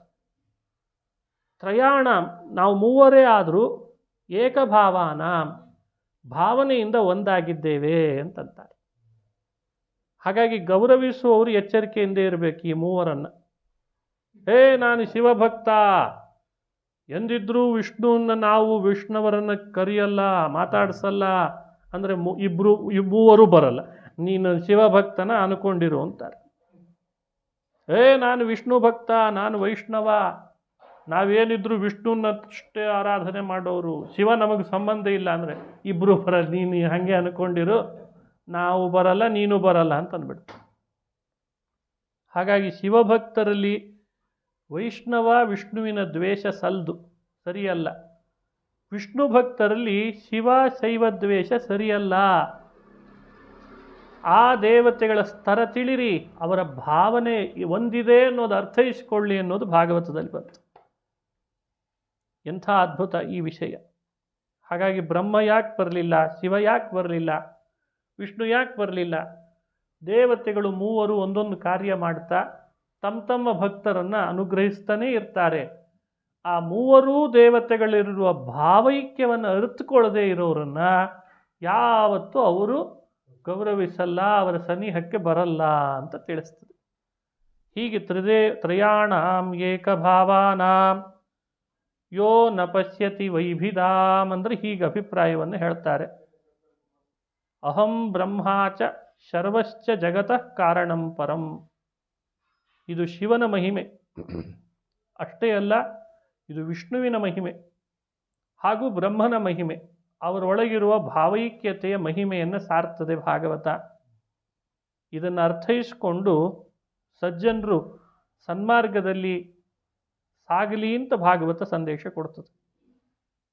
4ನೇ ಸ್ಕಂಧದಲ್ಲಿ ಇನ್ನೂ ಒಂದು ಮಹಿಮೆ, ಧ್ರುವನ ಚರಿತ್ರೆಯನ್ನು ಹೇಳ್ತಾರೆ. ಉತ್ತಾನಪಾದನ ಮಗ ಧ್ರುವ, ಸ್ವಯಂಭೂ ಮನುವಿನ ಮೊಮ್ಮಗ. ಆ ಧ್ರುವನಿಗೆ ಉತ್ತಾನಪಾದನ ಹೆಂಡತಿ 2 ಇದ್ದರು. ಒಬ್ಬಳು ಸುನೀತಿ, ಇನ್ನೊಬ್ಬಳು ಸುರುಚಿ ಅಂತ. ಸುರುಚಿಯ ಮಗ ಉತ್ತಮ ಅಂತ ಒಬ್ಬ ಇದ್ದ. 2 ಸಣ್ಣ ಸಣ್ಣ ವಯಸ್ಸಿನವರೇ. ಆದರೆ ಸುರುಚಿ ಉತ್ತಾನಪಾದನನ್ನು ತನ್ನ ಕೈ ವಶ ಮಾಡಿಕೊಂಡ್ಳು. ಯಾರ ಮಾತು ಕೇಳೋ ಹಾಗಿಲ್ಲ, ತನ್ನ ಮಾತು ಮಾತ್ರ ಕೇಳಬೇಕು. ಸುನೀತಿಯ ಮಾತು ಕೇಳಿದರೆ ಧ್ರುವನನ್ನು ಎಲ್ಲಿ ಪಟ್ಟ ಗಟ್ಟಿಸಿಬಿಡ್ತಾಳೋ ಅವಳು ಅಂತ. ಹಾಗಾಗಿ ಧ್ರುವನಿಗೆ ರಾಜ್ಯದಲ್ಲಿ ಪಟ್ಟ ಸಿಗಬಾರ್ದು, ತಾನೇ ರಾಜಮಾತೆ ಆಗಬೇಕು ಅಂತ ಸುರುಚಿಗೆ ಆಸೆ. ಅದಕ್ಕೆ ಧ್ರುವನನ್ನು ಹತ್ರ ಬರಲಿಕ್ಕೆ ಬಿಡ್ತಿರ್ಲಿಲ್ಲ. ಧ್ರುವ ಬರೋ ಹಾಗಿಲ್ಲ, ಸುನೀತಿ ಬರೋ ಹಾಗಿಲ್ಲ. ತಾನು ತನ್ನ ಮಗ ಹೀಗೆಲ್ಲ ಸ್ವಾರ್ಥ ಮೆರಿತಾ ಇದ್ದಾಳೆ. ಆವಾಗ ಸುರುಚಿ ಬಹಳ ಅವಮಾನ ಮಾಡ್ತಿದ್ಲಂತೆ ಧ್ರುವನಿಗೆ. ಧ್ರುವ ಕಣ್ಣೀರು ಹಾಕ್ತಾ ಇದ್ದಾಗ ಸುನೀತಿ ಒಂದ್ಸಲಿ ಧ್ರುವನನ್ನು ಕರೆದು ಹೇಳ್ತಾಳೆ, ನಿಮ್ಮಮ್ಮ ಹಾಗೆ ಮಾತಾಡಿದ್ಲು ಅಂತ ನೀನು ಅವಳಿಗೇನು ಅನಬೇಡ ಅಂತಂದಂತೆ. ಅವಳು ನಿಮ್ಮಮ್ಮನೇ, ನಾನೂ ನಿಮ್ಮಮ್ಮ, ಅವಳು ನಿಮ್ಮಮ್ಮ. ಸುರುಚಿ ಹಾಗಂದ್ಲು ಅಂತ ನೀನು ನಿಮ್ಮ ಚಿಕ್ಕಮ್ಮನ ಮೇಲೆ ಮುನಿಸ್ಕೊಳ್ಬೇಡ, ಕೆಟ್ಟೊಂದು ಮಾತಾಡಬೇಡ, ಅಮಂಗಳ ಬಯಸ್ಬೇಡ ಅಂತ ಉಪದೇಶ ಮಾಡಿಬಿಟ್ಲು. ನಿನಗೂ ಸಿಂಹಾಸನದಲ್ಲಿ ಕೂಡಬೇಕು, ಪಟ್ಟಾಭಿಷೇಕ ಆಗಬೇಕು ಅಂತ ಆಸೆ ಇದೆ ತಾನೇ, ಇವರನ್ನೆಲ್ಲ ನೀನು ಕೇಳ್ತಾ ಕೂಡಬೇಡ. ಇಂಥ ಸಿಂಹಾಸನದಲ್ಲಿ ಕೂಡಿಸೋನು ಆ ಭಗವಂತ, ಅವನನ್ನು ಆರಾಧಿಸು ಅಂತ ಹೇಳಿಬಿಟ್ಲಂತ. ನೋಡಿ, ಮಕ್ಕಳಿಗೆ ತಾಯಿಯಂದ್ರೆ ಹೇಗೆ ಉಪದೇಶ ಮಾಡಬೇಕು ಅನ್ನೋದು ಭಾಗವತದಲ್ಲಿ ಬರ್ತದೆ. ಅವನು 5 ವರ್ಷದ ಹುಡುಗ, ಅಮ್ಮನ ಮಾತು ಕೇಳಿ ಕಾಡಿಗೆ ಹೋಗಿ ದೇವರನ್ನೇ ಕೇಳ್ಕೊಂಬರ್ತೀನಿ ಅಂತ ಹೊರಟೇ ಬಿಟ್ಟ. ದಾರಿಯಲ್ಲಿ ನಾರದರು ಬಂದರು, ಪರೀಕ್ಷೆ ಮಾಡಿ ಅವನಿಗೆ ಸ್ಥಿರ ಬುದ್ಧಿಯವನಿವನು ಅಂತ ತಿಳಿದು ಭಕ್ತಿಗೆ ಬೆಲೆ ಕೊಟ್ಟು ಮುಂದಾಗುವ ಭವಿಷ್ಯವನ್ನು ಅರ್ತು ಅವನಿಗೆ ಉಪದೇಶ ಮಾಡಿದರು. 12 ಅಕ್ಷರದ ಮಂತ್ರವನ್ನು ಉಪದೇಶ ಮಾಡ್ತಾರೆ. 12 ಅಕ್ಷರ ಯಾವಾಗಲೂ ಹೇಳಬೇಕಿದನ್ನು. ಭಾಗವತ ಕೇಳುವವರು ಹೇಳುವವರು ಮನಸ್ಸಿನಲ್ಲಿ ಒಂದು ಕಡೆಯಿಂದ ಈ ಮಂತ್ರ ಜಪ ನಡೀತಾ ಇರಬೇಕು ಅಂತಿದೆ. ಯಾಕಂದರೆ ಇದು ಭಾಗವತದ ಬೀಜ ಮಂತ್ರ.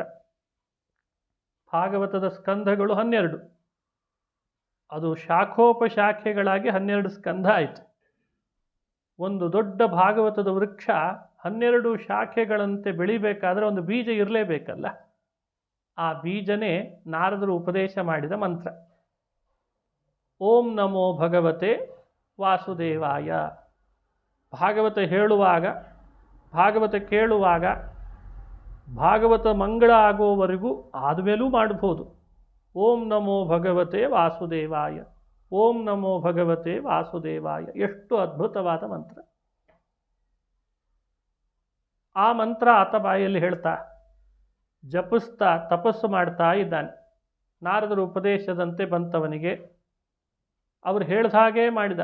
ಇಂದ್ರಿಯಗಳನ್ನೆಲ್ಲ ಬಹಿರ್ಮುಖಗೊಳಿಸಿದ್ದನ್ನು ಅಂತರ್ಮುಖಗೊಳಿಸ್ಕೊಂಡ, ಮನಸ್ಸನ್ನು ಅಂತರ್ಮುಖ ಮಾಡಿಕೊಂಡ, ಆಹಾರದಲ್ಲಿ ನಿಯಂತ್ರಣ ತಂದ, ಆಹಾರ ನಿಯಂತ್ರಣ ಆದ ಕೂಡಲೇ ಉಸಿರಿನ ನಿಯಂತ್ರಣಕ್ಕೆ ತಂದ, ಜಿತಾಸನ ಜಿತಶ್ವಾಸ ಉಸಿರನ್ನು ನಿಯಂತ್ರಣಕ್ಕೆ ತಂದ, ನೀರು ನಿಯಂತ್ರಣಕ್ಕೆ ತಂದ. ಮಾಡಿದ್ದು ಕೇವಲ 6 ತಿಂಗಳು ತಪಸ್ಸು. 6 ತಿಂಗಳ ತಪಸ್ಸಿಗೇನೆ ಭಗವಂತ ಅವನಿಗೆ ಕಣ್ಣು ಮುಂದೆ ಬಿದ್ದುಬಿಟ್ನಂತೆ. ಇತಿಹಾಸದಲ್ಲಿ ಎಲ್ಲೂ ನಡೆದಿಲ್ಲ ಈ ತರಹ. 6 ತಿಂಗಳಿಗೆ ದೇವ್ರ ಕಂಡ ಅಂತ ಎಲ್ಲಾದರೂ ಕೇಳಿದೇವ? ಸಾವಿರಾರು ವರ್ಷ ಗೆಡ್ಡೆ ಗೆಣಸು ತಿಂದುಕೊಂಡು ತಪಸ್ಸು ಮಾಡುವ ಋಷಿ ಮುನಿಗಳಿಗೇ ದೇವರು ಕಾಣ್ತಾ ಅನ್ನೋದು ದುರ್ಲಭ. ಆದರೆ 6 ತಿಂಗಳಿಗೆ ಕಂಡ. ವಾಸುದೇವ, ಓಂ ನಮೋ ಭಗವತೆ ವಾಸುದೇವಾಯ ಅನ್ನೋ ಮಂತ್ರಕ್ಕೆ ಒಲಿದು, ಆ ಧ್ರುವನ ಭಕ್ತಿ ಶ್ರದ್ಧೆಗೆ ಒಲಿದು ಪ್ರತ್ಯಕ್ಷನಾಗಿ ನಿಂತು ಅವನಿಂದ ಸ್ತೋತ್ರ ಮಾಡಿಸ್ಕೊಂಡ ಅಂತ ಭಾಗವತದಲ್ಲಿ ಬರ್ತದೆ. ಯೋಂತಃ ಪ್ರವಿಶ್ಯ ಮಮ ವಾಚಮಿಮಾಂ ಪ್ರಸುಪ್ತಾಂ ಸಂಜೀವಯತ್ಯಖಿಲಶಕ್ತಿಧರಸ್ವಧಾಮ್ನಾ ಅನ್ಯಾಶ್ಚ ಹಸ್ತಚರಣಶ್ರವಣತ್ವಗಾದೀನ್ ಪ್ರಾಣಾನ್ನಮೋ ಭಗವತೆ ಪುರುಷಾಯ ತುಭ್ಯಂ. ಇದು ಧ್ರುವ ಮಾಡಿದ ವಾಸುದೇವ ಸ್ತೋತ್ರ. ಸ್ತುತಿಗೆ ಭಗವಂತ ಪ್ರಾರ್ಥನೆ ಮಾಡಿದ್ದಕ್ಕೆ, ಸ್ತೋತ್ರಕ್ಕೆ ಪ್ರಸನ್ನನಾಗಿ ಅವನಿಗೆ 36,000 ವರ್ಷ ಭೂಮಂಡಲವನ್ನು ಆಳು ಅಂತ ವರ ಕೊಟ್ಟ. ಅವನೊಂದು ಸಿಂಹಾಸನ ಕೊಡಿಸ್ಬಿಡು ಸಾಕು ಅಂತ ಕೇಳಿದರೆ ಭಗವಂತ 36,000 ವರ್ಷ ಆಳುವುದ. 36,000 ವರ್ಷ ಭೂಮಂಡಲದ ಅಧಿಪತಿ, ಅಖಂಡ ಭೂಮಂಡಲದ ಅಧಿಪತಿ ಪಾರುಪತ್ಯ ಬಂತು. ಅದನ್ನೇ ಭಾಗವತ ಹೇಳೋದು. ನೀವಾಗಿ ಐಹಿಕ ವಸ್ತುಗಳನ್ನು ಬಯಸಿ ದೇವರ ಹತ್ರ ಕೇಳಬೇಕು ಅಂತ ಹೋಗಿ ಸಮಯ ವ್ಯರ್ಥ ಮಾಡಿಕೊಳ್ಬೇಡಿ.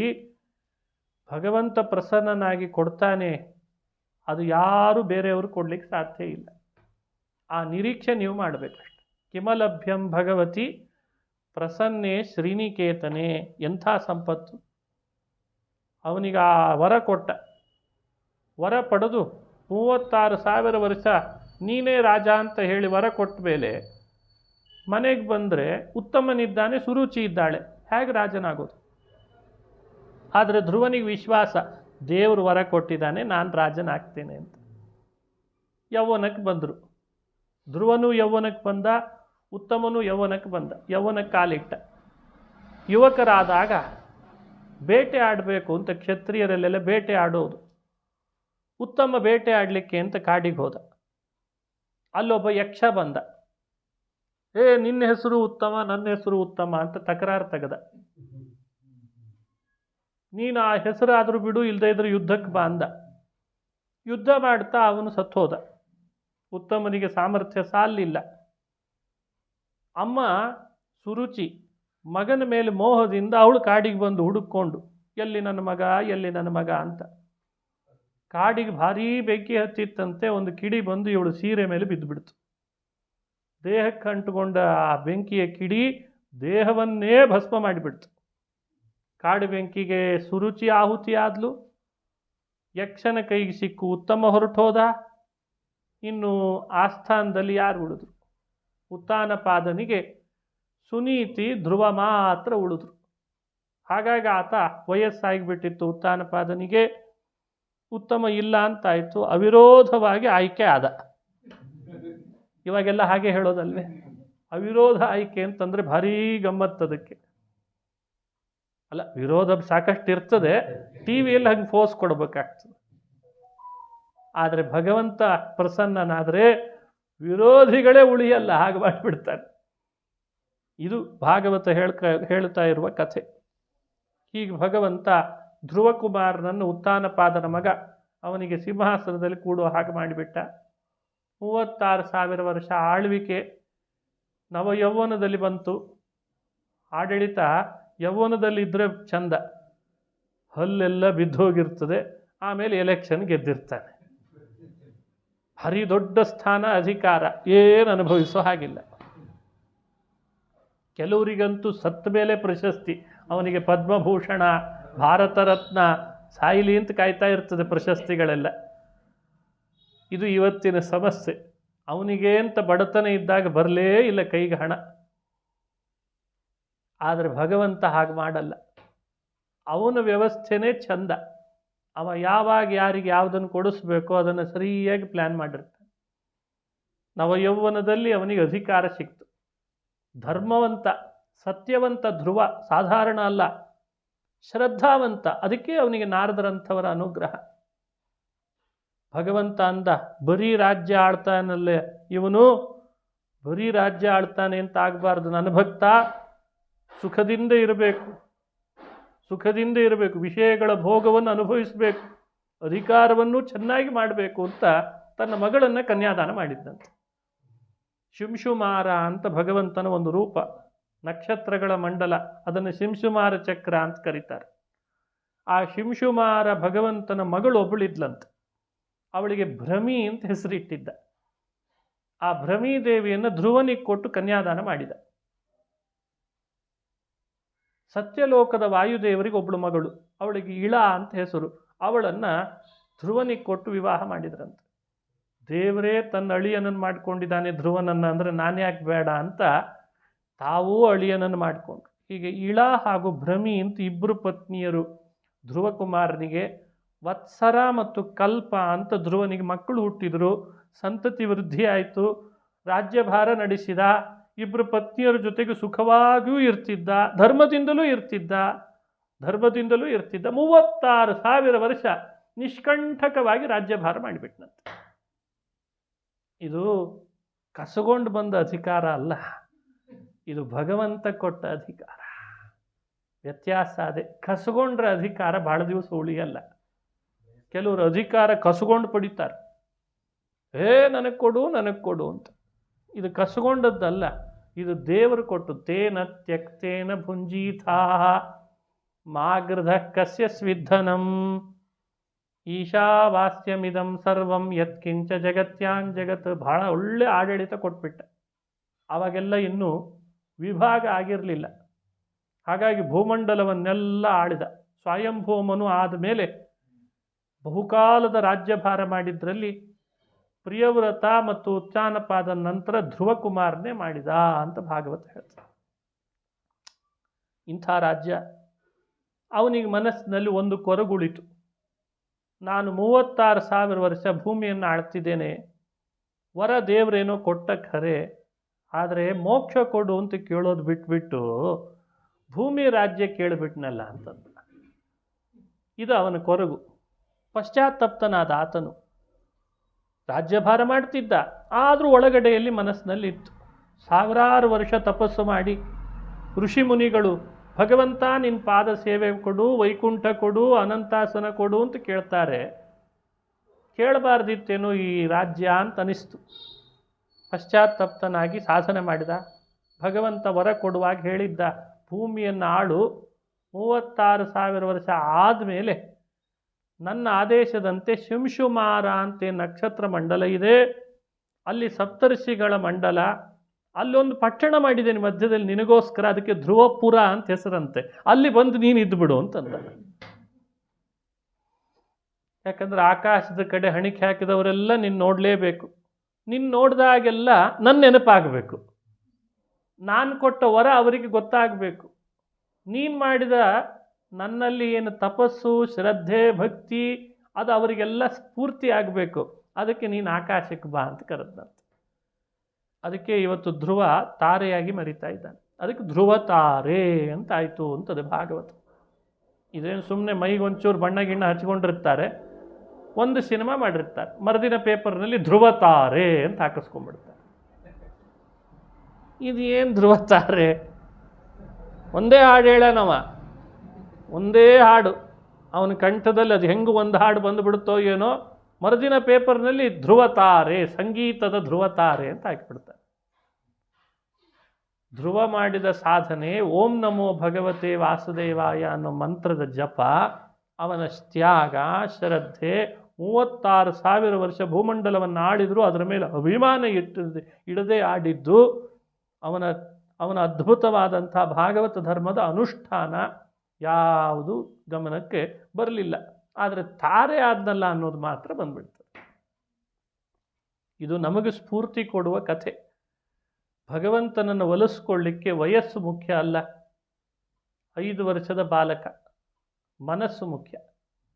ವಯಸ್ಸು ಎಷ್ಟಾದರೆ ಏನಂತೆ? ಮನಸ್ಸು ಮಾಡು. ನಾರದರಂಥ ಗುರುಗಳನ್ನು ಅವಲಂಬಿಸು. ಸುನೀತಿ ಅಂತ ತಾಯಿಯನ್ನು ಸೇವಿಸು. ಸುನೀತಿ ಅಂದ್ರೆ ಯಾರು? ಶಾಸ್ತ್ರಗಳ ನೀತಿ ಅಂತ ಅರ್ಥ. ಶಾಸ್ತ್ರಗಳ ನೀತಿನೇ ಸುನೀತಿ. ಅವುಗಳನ್ನು ಚೆನ್ನಾಗಿ ಅವಲಂಬಿಸಬೇಕು. ನಾರದರಂಥ ಗುರುಗಳನ್ನು ಆಶ್ರಯಿಸಬೇಕು. ಅವರು ಕೊಡುವ ಮಂತ್ರೋಪದೇಶದಂತೆ ನಡಿಬೇಕು. ಭಗವಂತ ನಮಗೆ ಎಲ್ಲಿದ್ದರೂ ಬಂದು ವರ ಕೊಡ್ತಾನೆ. ಈ ಸಂದೇಶವನ್ನು ಭಾಗವತ ಕೊಡ್ತಾನೆ. ಸಾಧಕನಿಗೆ ಭಗವಂತ ಪ್ರಸನ್ನನಾಗ್ತಾನೆ. ಪ್ರಯತ್ನಶೀಲನಿಗೆ, ಸ್ಥಿರಭಕ್ತಿ ಮಾಡೋನಿಗೆ, ಧ್ರುವ ಅಂದರೆ ಸ್ಥಿರ ಅಂತ ಅರ್ಥ. ಅವನು ಹಿಡಿದ ಕೆಲಸದಿಂದ ಹಿಂದೇಟು ಹಾಕಲಿಲ್ಲ. ದೇವರನ್ನು ಕಾಣ್ತೇನೆ, ಕಂಡೇ ಬರ್ತೇನೆ ಅಂತ ಹೋದ. ಈ ಸ್ಥಿರ ಭಕ್ತಿ ಬೇಕು. ಆ ಸ್ಥಿರತೆ ಅದು ಅವನಿಗೆ ಆಕಾಶದಲ್ಲಿ ತಾರೆಯಾಗಿ ಇವತ್ತು ಎಲ್ರಿಗೆ ದಿಗ್ದರ್ಶಕನಾಗಿ ಮೆರೆಯುವ ಭಾಗ್ಯ. ಹೀಗೆ ಭಾಗವತ ಧ್ರುವೋಪಾಖ್ಯಾನವನ್ನು ಶ್ರವಣ ಮಾಡಲಿ ಅಂತದೆ. ಭಕ್ತಿ ಛಲ, ಭಕ್ತಿಯ ಸ್ಥಿರ. ಭಕ್ತಿ ಛಲದಲ್ಲಿ ಪ್ರಹ್ಲಾದನು ನಾನಲ್ಲ ಅಂತಾರೆ ದಾಸರು. ಧ್ರುವ ಸ್ಥಿರ ಭಕ್ತಿ, ಭಾರಿ ಭಕ್ತಿ ಅವನಿಗೆ, ಅದ್ಭುತವಾದ ಭಕ್ತಿ. ಪ್ರಹ್ಲಾದನ ಕಥೆ, ಧ್ರುವನ ಚರಿತ್ರೆ ಭಾಗವತದಲ್ಲಿ ವಿಶೇಷ. ಅದರಲ್ಲಿ 4ನೇ ಸ್ಕಂದ ಧ್ರುವನ ಉಪಾಖ್ಯಾನ, 7ನೇ ಸ್ಕಂದ ಪ್ರಹ್ಲಾದನ ಉಪಾಖ್ಯಾನ. ಅದನ್ನು ಚಿಂತನೆ ಮಾಡಬೇಕು. 5ನೇ ಸ್ಕಂದದಲ್ಲಿ ಪ್ರಿಯವ್ರತ ರಾಜನ ಚರಿತ್ರೆ. ಅದು ಸಂಕ್ಷಿಪ್ತ, ಅದು ಬಹಳ ಇಲ್ಲ, ವಿಸ್ತಾರ ಅಲ್ಲ, ಸ್ವಲ್ಪ ಹೇಳ್ತಾರೆ. ಭರತನ ಉಪಾಖ್ಯಾನ 5ನೇ ಸ್ಕಂದದಲ್ಲಿ ಮುಂದುವರಿತದೆ. ಭರತ ಈ ದೇಶ ಆಳಿದ. ಆಮೇಲೆ ಇದಕ್ಕೆ ಭಾರತ ಅಂತ ವರ್ಷಕ್ಕೆ ಹೆಸರು ಬಂತಂತೆ. ಅದಕ್ಕಿಂತ ಮೊದಲು ಏನಿತ್ತು ಅಂತ ಭಾಗವತ ಹೇಳ್ತದೆ. ಅಂಜನಾಭ ಅಂತಿತ್ತಂತೆ. ಈ ಎಲ್ಲ ವರ್ಷಕ್ಕೆ ಅಂಜನಾಭ ಖಂಡ ಅಂತ ಹೆಸರಿತ್ತು. ಇದನ್ನು ಆಳ್ತಾ ಇದ್ದವನು ಋಷಭ.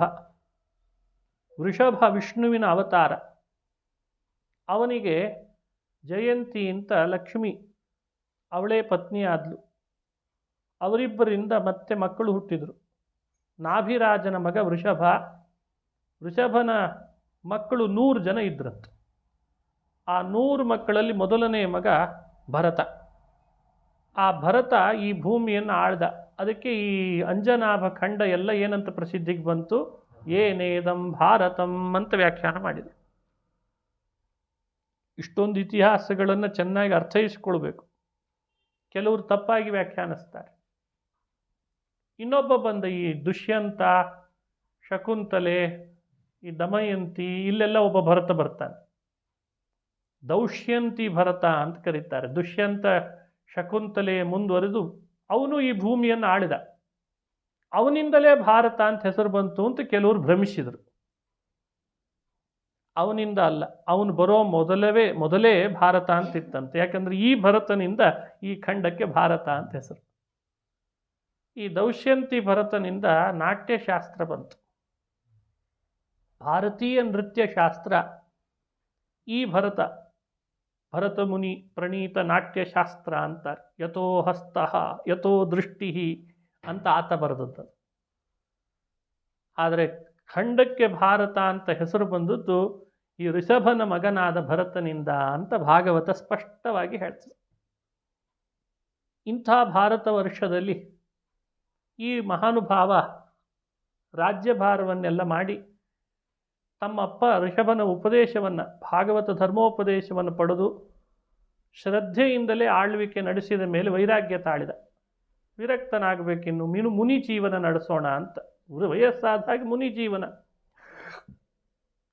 ಜೀವನ ನಡೆಸ್ತೇನೆ ಅಂತ ಚಕ್ರಿ ನದಿ ತೀರಕ್ಕೆ ಬಂದ. ಭಾಗವತದಲ್ಲಿ ಅದನ್ನು ಚಕ್ರಿ ನದಿ ಅಂತ ಕರೆದಿದೆ. ಚಕ್ರಿ ಅಂದರೆ ಕಲ್ಲಿನೊಳಗೆ ಒಂದು ಚಕ್ರದ ಚಿಹ್ನೆ ಮೂಡ್ತದೆ. ಆ ನದಿಯೊಳಗಿರೋ ಕಲ್ಲುಗಳಲ್ಲೆಲ್ಲ ಚಕ್ರದ ಚಿಹ್ನೆ ಮೂಡ್ತದೆ. ಅದಕ್ಕೆ ಚಕ್ರಿ ನದಿ ಅಂತ ಭಾಗವತ ಉಲ್ಲೇಖಿಸ್ತದೆ. ಪುಲಹ ಅಂತ ಒಬ್ಬ ಋಷಿಗಳು ಆ ನದಿ ತೀರದಲ್ಲೂ ದೊಡ್ಡ ಆಶ್ರಮ ಕಟ್ಟಿಕೊಂಡು ತಮ್ಮ ಸಾಧನೆ ಮಾಡಿಕೊಂಡು ಶಿಷ್ಯರಿಗೆಲ್ಲ ಪಾಠ, ಬಂದವರಿಗೆಲ್ಲ ಒಳ್ಳೆಯ ಸದುಪದೇಶ ಮಾಡಿಕೊಂಡು ಇದ್ರಂತೆ. ಅದು ಇವತ್ತಿಗೂ ಇದೆ ಪುಲಹ ಋಷಿಗಳ ಆಶ್ರಮ. ಅದು ನೇಪಾಳಕ್ಕೆ ಸೇರಿದೆ ಅಷ್ಟೆ. ಮೊದಲೆಲ್ಲ ಭಾರತ ಅದು ಆಗಿತ್ತು. ಅಲ್ಲಿ ಗಂಡಕಿ ಅಂತ ಹೆಸರನ್ನು ಮಾಡಿಕೊಂಡಿದ್ದಾರೆ ಇವತ್ತು. ಅದರಲ್ಲಿ ಎರಡಿದೆ, ವಿಷ್ಣು ಗಂಡಕಿ ಬೇರೆ, ಕಾಳಿ ಗಂಡಕಿ ಬೇರೆ. ಇವತ್ತು ಅದರಲ್ಲಿ ಈಗ ಹೇಳ್ತಾ ಇರೋದು ವಿಷ್ಣು ಗಂಡಕಿ. ಇದು ದಾಮೋದರ ಕುಂಡದಿಂದ ಕೆಳಭಾಗದಲ್ಲಿ ಹರಿತಾ ಬರುವಂಥ ಒಂದು ನದಿ. ಇದನ್ನು ಗಂಡಕಿ ಚಕ್ರಿ ನದಿ ಅಂತ ಭಾಗವತ ಉಲ್ಲೇಖಿಸ್ತದೆ. ಹೇಗಿದ್ರೂ ನದಿ ಇದೆ, ಪುಲಹ ಋಷಿಗಳ ಆಶ್ರಮ ಬಹಳ ವಿಶಾಲವಾಗಿತ್ತು. ರಾಜ ಎಲ್ಲ ತನ್ನ ರಾಜ್ಯಭಾರವನ್ನು ಮುಗಿಸಿ ಮಕ್ಕಳಿಗೆ ಒಪ್ಪಿಸಿ ಇನ್ನೇನು ಜವಾಬ್ದಾರಿ ಬೇಡ ನನಗೆ ಅಂತ ಹೇಳಿ ತನ್ನ ವೃದ್ಧಾಪ್ಯದ ಹೊತ್ತಿಗೆ ಸಾಧನೆ ಮಾಡಿಕೊಳ್ಳೋಣ ಅಂತ ಅಲ್ಲಿ ಬಂದು ಸೇರಿಬಿಟ್ಟ, ಆಶ್ರಮಕ್ಕೆ ಬಂದು ಸೇರಿಬಿಟ್ಟ. ಆ ಆಶ್ರಮದಲ್ಲಿ ಇರ್ತಿದ್ದ, ಪುಲಹರ ಉಪದೇಶ ಪಡಿತಿದ್ದ, ಸೂರ್ಯೋದಯಕ್ಕೆ ಸರಿಯಾಗಿ ಸೂರ್ಯನ ಉಪಾಸನೆ ಮಾಡ್ತಾ ಇದ್ದ. ಎಲ್ಲರೂ ಮಾಡಲೇಬೇಕಾದದ್ದೇ ಸೂರ್ಯನನ್ನು. ಆ ಸೂರ್ಯೋಪಾಸನೆ ಮಾಡ್ತಾ ಇದ್ದ.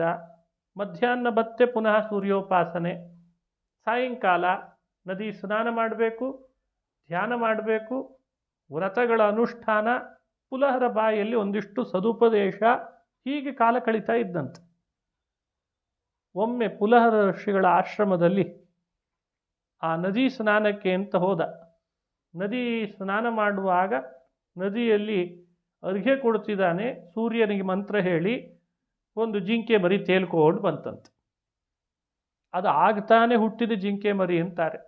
ಬಹಳ ಹೊತ್ತಾಗಿಲ್ಲ, ತಾಯಿ ಗರ್ಭದಿಂದ ಕೆಳಗಡೆ ತಾಯಿಗೆ ಗೊತ್ತಾಗದಷ್ಟು ವೇಗದಲ್ಲಿ ಕೆಳಗೆ ಬಿದ್ದಿತ್ತಂತೆ. ಗರ್ಭಿಣಿ ಜಿಂಕೆಯ ಗರ್ಭದಿಂದ ಹೊರ ಬಿದ್ದುಬಿಟ್ಟಿತ್ತು.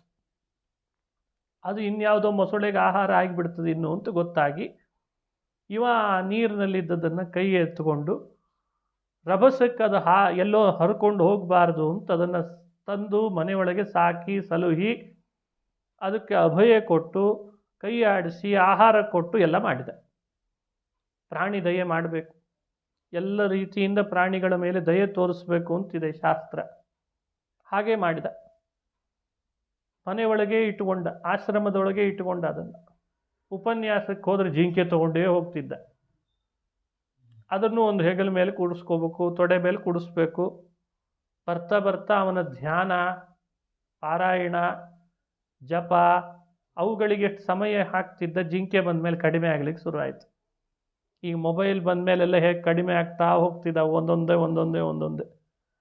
ಯಾಕಂದರೆ ಅದರದ್ದು ಸ್ವಲ್ಪ ಅದಕ್ಕೆ ಸಮಯ ಕೊಡಬೇಕು ಅಂತ ಹೇಳಿ ಇದಕ್ಕಿಂತ ಅದಕ್ಕೆ ಜಾಸ್ತಿ ಸಮಯ ಕೊಟ್ಟು ಆ ಜಿಂಕೆಯ ಬಗ್ಗೆ ಬಹಳಷ್ಟು ಸ್ನೇಹ. ಈ ರೀತಿ ಜಿಂಕೆ ಮೇಲೆ ಭರತ ಸ್ನೇಹ ಮಾಡಿ ಮಾಡಿ ತನಗೆ ವೃದ್ಧಾಪ್ಯ ಬಂದಾಗಲೂ ದೇಹ ಬಿಡೋ ಅತೀ ಕೊನೆಗಾಲದಲ್ಲೂ ಕೂಡ ಜಿಂಕೆ ಸ್ಮರಣೆ ಮಾಡ್ತಾ ಇದ್ದಾನೆ. ಯಾವುದು ಬರಬೇಕಿತ್ತು ದೇಹ ಬಿಡುವ ಕಾಲದಲ್ಲಿ ಸ್ಮರಣೆ? ದೇವರ ಸ್ಮರಣೆ ಬರಬೇಕಿತ್ತು. ಆ ಜಿಂಕೆ ಮೇಲೆ ಮಾಡಿದ ಸ್ನೇಹ ದೇವರನ್ನ ವಿಸ್ಮರಣೆ ಮಾಡಿಸ್ತು. ಯಂ ವಾಪಿ ಸ್ಮರನ್ ಭಾವಂ ತ್ಯಜತ್ಯಂತೆ ಕಲೇವರ. ಯಾವ ಭಾವದಿಂದ ಮನುಷ್ಯ ದೇಹ ಬಿಡ್ತಾನೆ ಅದೇ ಜನ್ಮಕ್ಕೆ ಬರುತ್ತಾನೆ. ಅಂತ್ಯದಲ್ಲಿ ಅಂತ್ಯಕಾಲ ಬಂದಾಗ ಬಹಳ ಎಚ್ಚರಿಕೆ ಇರಬೇಕು. ಯಾವುದರ ಸ್ಮರಣೆ, ಯಾವುದರ ಬಗ್ಗೆ ಅತಿಯಾದ ಆಲೋಚನೆ ಮಾಡ್ತೇವೆ ಅಂತ ಎಚ್ಚರ ಇರಬೇಕು. ದೇಹ ಬಿಡೋ ಪುರುಸತ್ತಿಲ್ಲದೆ ಮುಂದಿನ ಜನ್ಮ ಬರಬೇಕಲ್ಲ. ಮನುಷ್ಯ ದೇಹ ಬಿಟ್ಟಿದ್ದಾನೆ, ಜಿಂಕೆ ದೇಹ ಬಂದ್ಬಿಡ್ತಂತೆ. ಮೃಗ ಶರೀರಮವಾಪ, ಜಿಂಕೆ ದೇಹನೇ ಬಂತು. ಆದರೆ ಒಂದು ಅವನಿಗೆ ದೇವರ ಅನುಗ್ರಹ, ಹಿಂದಿನ ಜನ್ಮದಲ್ಲಿ ತಾನು ಮಾಡ್ತಾ ಇದ್ದ ಜಿಂಕೆಯ ಮೇಲಿನ ಸ್ನೇಹ ತಪ್ಪು ಅಂತ ನೆನಪಾಯ್ತಂತೆ. ಇನ್ನೊಂದು ಸಲ ಅಂಥ ಕೆಲಸ ಮಾಡಲಾರೆ ಅಂತ, ತಪ್ಪಾಗಿದೆ ನಂದು, ಕ್ಷಮಿಸಿಬಿಡು ಅಂತ ದೇವರಲ್ಲಿ ಬೇಡ್ಕೋತಾನೆ. ಸರಿ, ಕೆಲವು ದಿನಗಳ ಕಾಲ ಜಿಂಕೆಯ ದೇಹದಲ್ಲೇ ಇದ್ದಾತ ಮುಂದೆ ಅವನೇನೆ ಮತ್ತೆ ಭಗವಂತನ ಅನುಗ್ರಹದಿಂದ ಮನುಷ್ಯ ದೇಹಕ್ಕೆ ಬಂದಂತೆ. ಜಿಂಕೆ ದೇಹ ಬಿಟ್ಟು ಮೊದಲು ಭರತ ಅಂತ ಮನುಷ್ಯ ದೇಹ, ಆಮೇಲೆ ಜಿಂಕೆ ದೇಹ, ಆ ದೇಹ ಬಿಟ್ಟು ಕೂಡಲೇ ಮತ್ತೆ ಮನುಷ್ಯ ದೇಹಕ್ಕೆ ಅಂತ ಬಂದ ಅಂತ ಕಥೆ ಭಾಗವತದಲ್ಲಿ ಬರ್ತದೆ. ಇದು ನಮಗೋಸ್ಕರ ಹೇಳಿದ ಎಚ್ಚರಿಕೆಯ ಕಥೆ. ಭರತನ ಕಥೆ ಕೇಳುವಾಗೆಲ್ಲ ನಮಗೂ ನೆನಪಾಗಬೇಕಲ್ಲ. ಅವನಿಗೇನೋ ಒಂದೇ ಜಿಂಕೆ ಮರೆ, ನಮಗೆ ಈ ಮೊಬೈಲ್ ಜಿಂಕಿ, ಟಿ ವಿ ಜಿಂಕಿ, ಗಾಡಿ ಜಿಂಕಿ, ಎಷ್ಟು ಜಿಂಕೆಗಳು ಗಂಟು ಬಿದ್ದಿದ್ದಾವೆ. ಅವುಗಳ ಮೇಲೆ ನಾವು ಮಾಡೋ ಮೋಹಗಳು ಎಷ್ಟು, ಅವೆಲ್ಲ ನಮ್ಮ ಮೇಲೆ ಪರಿಣಾಮ ಬೀರ್ತದೆ ಅನ್ನೋ ಎಚ್ಚರಿಕೆಯ ಕಥೆ ಭಾಗವತ ಹೇಳ್ತದೆ. ಆದರೆ ಮನುಷ್ಯ ದೇಹ ಬಂದಾಗ ಪುನಃ ಎಚ್ಚರಿಕೆ ಬಂತವನಿಗೆ. ಇನ್ನು ನಾನು ಯಾವ ವಸ್ತುಗಳ ಮೇಲೂ ಅತಿಯಾದ ಸ್ನೇಹ ಮಾಡಬಾರ್ದು. ನಾತಿ ಸ್ನೇಹ ನ ಕರ್ತವ್ಯ, ನಾತಿ ಸ್ನೇಹೋ ಹಿ ಕರ್ತವ್ಯ. ಅತಿ ಸ್ನೇಹ ಯಾವ ವಸ್ತುಗಳ ಮೇಲೂ ಮಾಡಬಾರ್ದು ಅಂತ ಅವನಿಗೆ ಎಚ್ಚರ ಬಂತು. ಎಚ್ಚರ ಬಂದದ್ರಿಂದ ಆತ ಯಾರೊಟ್ಟಿಗೂ ಹೆಚ್ಚು ಬೆರಿತಿರಲಿಲ್ಲ, ಮಾತಾಡ್ತಿರಲಿಲ್ಲ. ಒಳಗೆ ಆತ ಭಗವಂತನ ಧ್ಯಾನ ಪರವಶನಾಗಿಬಿಟ್ಟ. ಅವನ ಹತ್ರ ಒಬ್ಬ ರಾಜ ಬಂದಂತೆ, ರಹುಗಣ ಅಂತ ರಾಜ ಬಂದ. ಆ ರಾಜನಿಗೂ ಅವನಿಗೂ ಒಮ್ಮೆ ಸಂವಾದ ನಡೀತು. ಇದು ಭರತ ಅವಧೂತನಾದ ಚರ್ಯೆಯಲ್ಲಿರುವಾಗ ಉಪದೇಶ ಮಾಡಿದ್ದು. ಆ ಭರತ ಹೇಳಿದಂಥ, ಜಡಭರತ ಹೇಳಿದ ಮಾತುಗಳೆಲ್ಲ ನಮಗೆ ಸಂದೇಶವಾಹಕ ಅಂತ ತಿಳಿಸ್ತದೆ. ಸಾಯಂಕಾಲ ಮತ್ತೆ ಅದನ್ನು ಮುಂದುವರಿಸಿ ಶ್ರೀಕೃಷ್ಣಾರ್ಪಣ ಶ್ರೀಕೃಷ್ಣಾರ್ಪಣ ವಸ್ತು ಮುಂದುವರಿಸೋಣ ಅಂತ ಹೇಳ್ತಾ ಶ್ರೀಕೃಷ್ಣ.